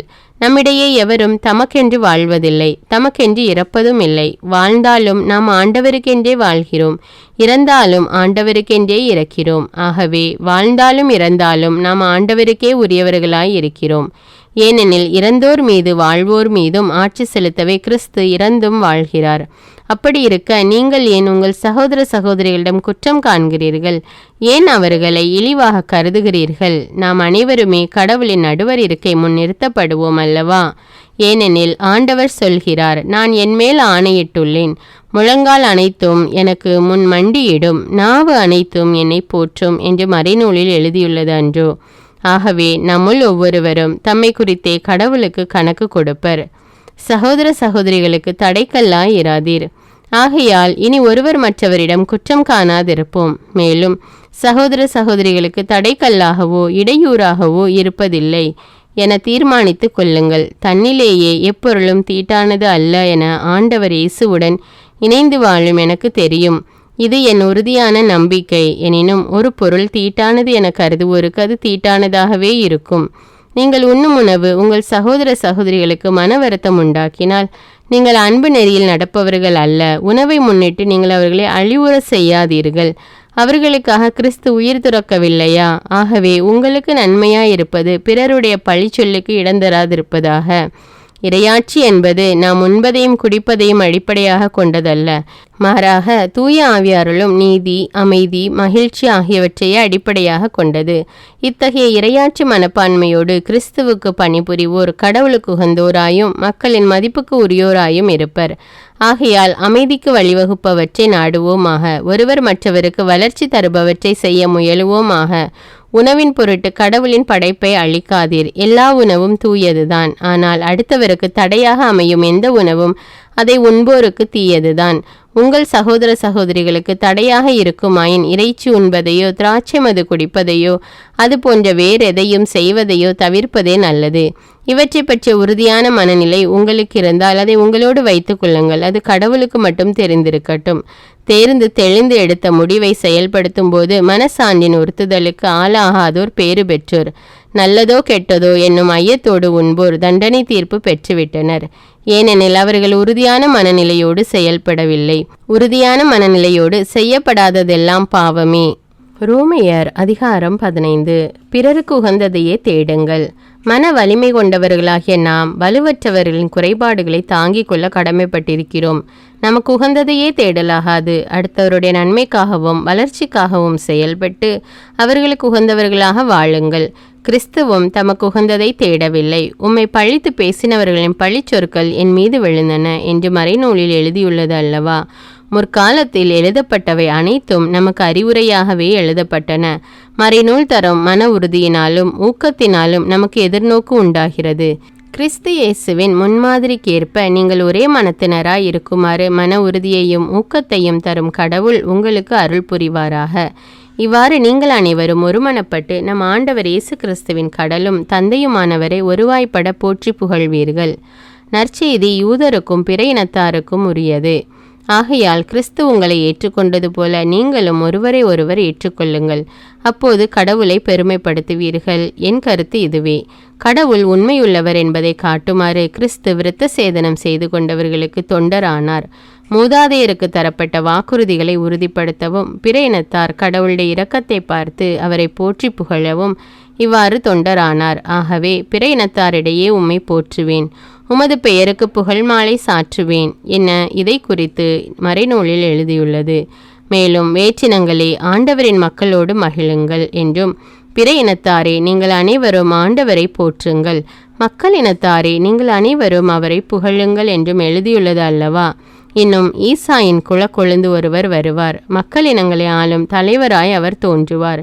மக்கள் இனங்கள் அவரையே எதிர்நோக்கி இருப்பர் என்று ஏசாயா கூறுகிறார். எதிர்நோக்கை தரும் கடவுள் நம்பிக்கையால் உண்டாகும் பெரும் மகிழ்ச்சியாலும் அமைதியாலும் உங்களை நிரப்புவாராக. அவ்வாறு தூய ஆவியின் வல்லமையால் நீங்கள் இன்னும் மிகுதியான எதிர்நோக்குடன் வாழ அருள் புரிவாராக. பவுல் பொறுப்பேற்ற பணி. என் சகோதர சகோதரிகளே, நீங்கள் நன்னயம் நிறைந்தவர்களாயும் எல்லா அறிவும் நிரம்ப பெற்றவர்களாயும் ஒருவர் மற்றவரை அறிவுறுத்தக்கூடியவர்களாயும் இருக்கிறீர்கள் என நான் உறுதியாக நம்புகிறேன். ஆயினும் உங்களுக்கு நினைவூட்டும் வகையில் சிலவற்றை இக்கடிதத்தில் மிக துணிவோடு எழுதியுள்ளேன். நான் கடவுளின் அருளை பெற்றவன் என்பதால் தான் அவ்வாறு எழுதினேன். அந்த அருள்தான் என்னை பிற இனத்தாருக்கு பணி செய்ய கிறிஸ்து இயேசுவின் ஊழியனாக்கிற்று. பிற இனத்தார் தூய ஆவியால் அர்ப்பணிக்கப்பட்ட கடவுளுக்கு உகந்த காணிக்கையாகும்படி அவர்களுக்கு கடவுளின் நற்செய்தி அறிவிப்பதே என் குருத்துவ பணி. ஆகையால் கடவுளுக்காக செய்யும் இந்த பணியை முன்னிட்டு கிறிஸ்து இயேசுவுக்குரியவனாகிய நான் பெருமை பாராட்டி கொள்ள இடமுண்டு. பிற இனத்தார் தமக்கு கீழ்ப்படியும் பொருட்டு கிறிஸ்து என் வழியாய் சொல்லாலும் செயலாலும் அரும் அடையாளங்கள் அருஞ்செயல்களின் வல்லமையாலும் கடவுளின் ஆவியின் வல்லமையாலும் செய்து முடித்தவற்றை தவிர வேறெதை பற்றியும் பேச நான் துணிய மாட்டேன். இவ்வாறு எருசலேம் தொடங்கி இல்லிரிக்கம் மாநிலம் வரை எங்கும் சுற்றி கிறிஸ்துவின் நற்செய்தி அறிவிக்கும் பணியை முடித்துவிட்டேன். கிறிஸ்துவின் பெயரை கேள்விப்படாத இடங்களில் மட்டும் நற்செய்தி அறிவிப்பதே என் நோக்கமாயிருந்தது. ஏனெனில் வேறொருவரிட்ட அடித்தளத்தின் மேல் கட்டி எழுப்ப நான் விரும்பவில்லை. ஆனால் தங்களுக்கு சொல்லப்படாததை அவர்கள் காண்பர், தாங்கள் கேள்விப்படாததை அவர்கள் புரிந்து கொள்வர் என்று மறைநூலில் எழுதியுள்ளது அல்லவா? பவுலின் பயண திட்டம். எனவேதான் நான் உங்களிடம் வர பலமுறை நினைத்தும் அது தடைப்பட்டது. ஆனால் இப்பொழுது இந்த பகுதிகளில் எனக்கு இனி வேலை இல்லை. மேலும் நான் ஸ்பெயின் நாட்டுக்கு போகும்போது உங்களை காண வர வேண்டும் என்று பல ஆண்டுகளாகவே ஏங்கிக் கொண்டிருக்கிறேன். போகும் வழியில் உங்களை கண்டு சில நாள்களேனும் உங்களோடு தங்கி மகிழ்ந்த பின்னர் என்னை அங்கிருந்து நீங்கள் வழி அனுப்பி வைப்பீர்கள் என எதிர்பார்க்கிறேன். எனினும் தற்பொழுது இறைமக்களுக்கு செய்யப்பட வேண்டிய பொருளுதவியை முன்னிட்டு எருசலேமுக்கு புறப்படுகிறேன். எருசலேமில் வாழும் ஏழை இறை மக்களுக்கு சிறிது பொருளுதவி செய்ய மாசிதோனியா அக்காயா மாநிலத்தார் முன்வந்துள்ளனர். ஆம், மனமுவந்து முன்வந்துள்ளனர். எருசலேமில் வாழும் இறை மக்களுக்கு உண்மையில் பிற இனத்தார் கடன்பட்டவர்களே. எவ்வாறெனில் ஆவிக்குரிய கொடைகளில் இவர்கள் அவர்களின் பங்காளிகள் ஆயினர். அதற்கேற்ப உடலை சார்ந்த தேவைகளில் அவர்களுக்கு ஊழியம் செய்ய இவர்கள் கடமைப்பட்டவர்கள் அல்லவா? எனவே தண்டல் செய்த தொகையை நானே அவர்களிடம் பொறுப்பாய் ஒப்படைத்துவிட்டு என் வேலை முடிந்த பின்னர் உங்கள் ஊரின் வழியாக ஸ்பெயினுக்கு போவேன். அப்போது கிறிஸ்துவின் நிறைவான அருளாசியோடு உங்களிடம் வருவேன் என்பது உறுதி. சகோதர சகோதரிகளே, நம் ஆண்டவர் இயேசு கிறிஸ்துவை முன்னிட்டும் தூய ஆவி நம் உள்ளத்தில் பொழிந்துள்ள அன்பை முன்னிட்டும் நான் உங்களை கேட்டுக்கொள்வது எனக்காக கடவுளிடம் வேண்டி என் போராட்டத்தில் எனக்கு துணை செய்யுங்கள். யூதேயாவில் நற்செய்தியை ஏற்றுக்கொள்ளாதோரிடமிருந்து என்னை காப்பாற்றுமாறும் நான் எருசலேமில் செய்ய போகும் பொருளுதவி இறை மக்களுக்கு உகந்ததாய் இருக்குமாறும் வேண்டுங்கள். இவ்வாறு கடவுளின் திருவுளத்தால் மகிழ்ச்சியுடன் நான் உங்களிடம் வந்து ஓய்வு எடுக்க இயலுமாறு எனக்காக வேண்டிக் கொள்ளுங்கள். அமைதி தரும் கடவுள் உங்கள் அனைவரோடும் இருப்பாராக. ஆமீன். உரோமையர் அதிகாரம் 16. வாழ்த்துக்கள். நம் சகோதரியாகிய பெய்பாவை குறித்து நற்சான்று அளிக்க விரும்புகிறேன். இவர் கெங்கிரேயாவில் இருக்கும் சபையில் திருத்தொண்டராய் இருக்கிறார். இறை மக்களுக்கு ஏற்றவாறு ஆண்டவரின் பெயரால் அவரை வரவேற்று அவருக்கு தேவையான உதவி செய்யுங்கள். ஏனெனில் அவரும் பலருக்கு உதவி செய்திருக்கிறார், எனக்கும் உதவி செய்திருக்கிறார். கிறிஸ்து இயேசுவுக்காக என்னோடு சேர்ந்து உழைக்கின்ற பிரிஸ்காவுக்கும் அகிலாவுக்கும் என் வாழ்த்து. அவர்கள் என் உயிரை காக்க தலை கொடுக்கவும் முன்வந்தார்கள். அவர்களுக்கு நான் நன்றி செலுத்த கடமைப்பட்டிருக்கிறேன். நான் மட்டுமல்ல, பிற இனத்து திருச்சபைகள் அனைத்துமே நன்றி செலுத்த கடமைப்பட்டிருக்கின்றன. அவர்கள் வீட்டில் கூடும் திருச்சபைக்கும் வாழ்த்து சொல்லுங்கள். என் அன்பார்ந்த எப்பனைத்துக்கும் வாழ்த்து கூறுங்கள். ஆசியாவில் கிறிஸ்துவை முதல் ஏற்றுக்கொண்டவர் இவரே. உங்களுக்காக பாடுபட்டு உழைத்த மரியாவுக்கு வாழ்த்து தெரிவியுங்கள். என் உறவினர்களும் உடன் கைதிகளுமான அந்திரோனிக்கு, யூனியா ஆகியவர்களுக்கும் என் வாழ்த்துக்கள். திருத்தூதர்களுள் இவர்கள் பெயர் பெற்றவர்கள். இவர்கள் எனக்கு முன் கிறிஸ்தவர்கள் ஆனார்கள். ஆண்டவருக்கு உரியவரான என் அன்பார்ந்த அம்பிலியாத்துக்கு வாழ்த்துக்கள். கிறிஸ்துவுக்காக உழைக்கும் என் உடன் உழைப்பாளரான உர்பானுக்கும் என் அன்பார்ந்த ஸ்தாக்கிக்கும் வாழ்த்து சொல்லுங்கள். அப்பெல்லுக்கும் என் வாழ்த்து. இவர் தகைமை வாய்ந்த ஒரு கிறிஸ்தவர். அரிஸ்தோபுல் குடும்பத்தை சேர்ந்தவர்களுக்கு வாழ்த்து தெரிவியுங்கள். என் உறவினரான எரோதியோனுக்கு வாழ்த்து சொல்லுங்கள். நர்கிச குடும்பத்தில் உள்ள ஆண்டவருடைய அடியார்களுக்கு என் வாழ்த்து. ஆண்டவருக்காக உழைக்கும் திரிபேனாவுக்கும் திரிபோசாவுக்கும் என் வாழ்த்து. அன்பார்ந்த பெர்சிக்கும் என் வாழ்த்துக்கள். இவரும் ஆண்டவருக்காக மிகவும் பாடுபட்டு உழைத்தார். ஆண்டவர் பணிக்கென தேர்ந்தெடுக்கப்பட்ட ரூபுக்கும் அவர் அன்னைக்கும் வாழ்த்து கூறுங்கள். அவருடைய அன்னை எனக்கும் அன்னை போன்றவர். அசிங்கிரித்து, பிலகோன், எர்மசு, பத்திரோபா, எர்மா ஆகியோருக்கும் அவர்களோடு இருக்கும் சகோதர சகோதரிகளுக்கும் வாழ்த்து கூறுங்கள். பிலலோகு, யூலியா, நெரேயு, அவருடைய சகோதரி ஒலிம்பா ஆகியோருக்கும் அவர்களோடு இருக்கும் இறைமக்கள் எல்லோருக்கும் என் வாழ்த்துக்கள். தூய முத்தம் கொடுத்து ஒருவர் மற்றவரை வாழ்த்துங்கள். கிறிஸ்துவின் எல்லா சபைகளும் உங்களுக்கு வாழ்த்து கூறுகின்றன. சகோதர சகோதரிகளே, நான் உங்களிடம் வேண்டுவது, நீங்கள் கற்றுக்கொண்ட போதனையை மீறி பிரிவினைகளையும் தடைகளையும் உண்டாக்குகிறவர்களை குறித்து கவனமாயிருங்கள். அவர்களை விட்டு விலகுங்கள். ஏனெனில் இத்தகையோர் நம் ஆண்டவர் கிறிஸ்துவுக்கு ஊழியம் செய்யவில்லை, தங்களுடைய வயிறுக்கே ஊழியம் செய்கிறார்கள். இவர்கள் இன்சொல் பேசி முகமன் கூறி கபடற்ற உள்ளத்தினரை ஏமாற்றுகிறார்கள். நீங்கள் நற்செய்தியை பின்பற்றி வாழ்கிறீர்கள் என்பது எல்லோருக்கும் தெரிந்திருக்கிறது. எனவே உங்களை குறித்து மகிழ்ச்சி அடைகிறேன். எனினும் நீங்கள் நன்மை செய்வதில் ஞானமுடையவர்களாயும் தீமை என்றால் என்ன என்று தெரியாத கபடற்றவர்களாயும் இருக்க வேண்டும் என விளைகிறேன். அமைதி தரும் கடவுள் சாத்தானை உங்கள் காலடியில் நசுக்கி போடுவார்.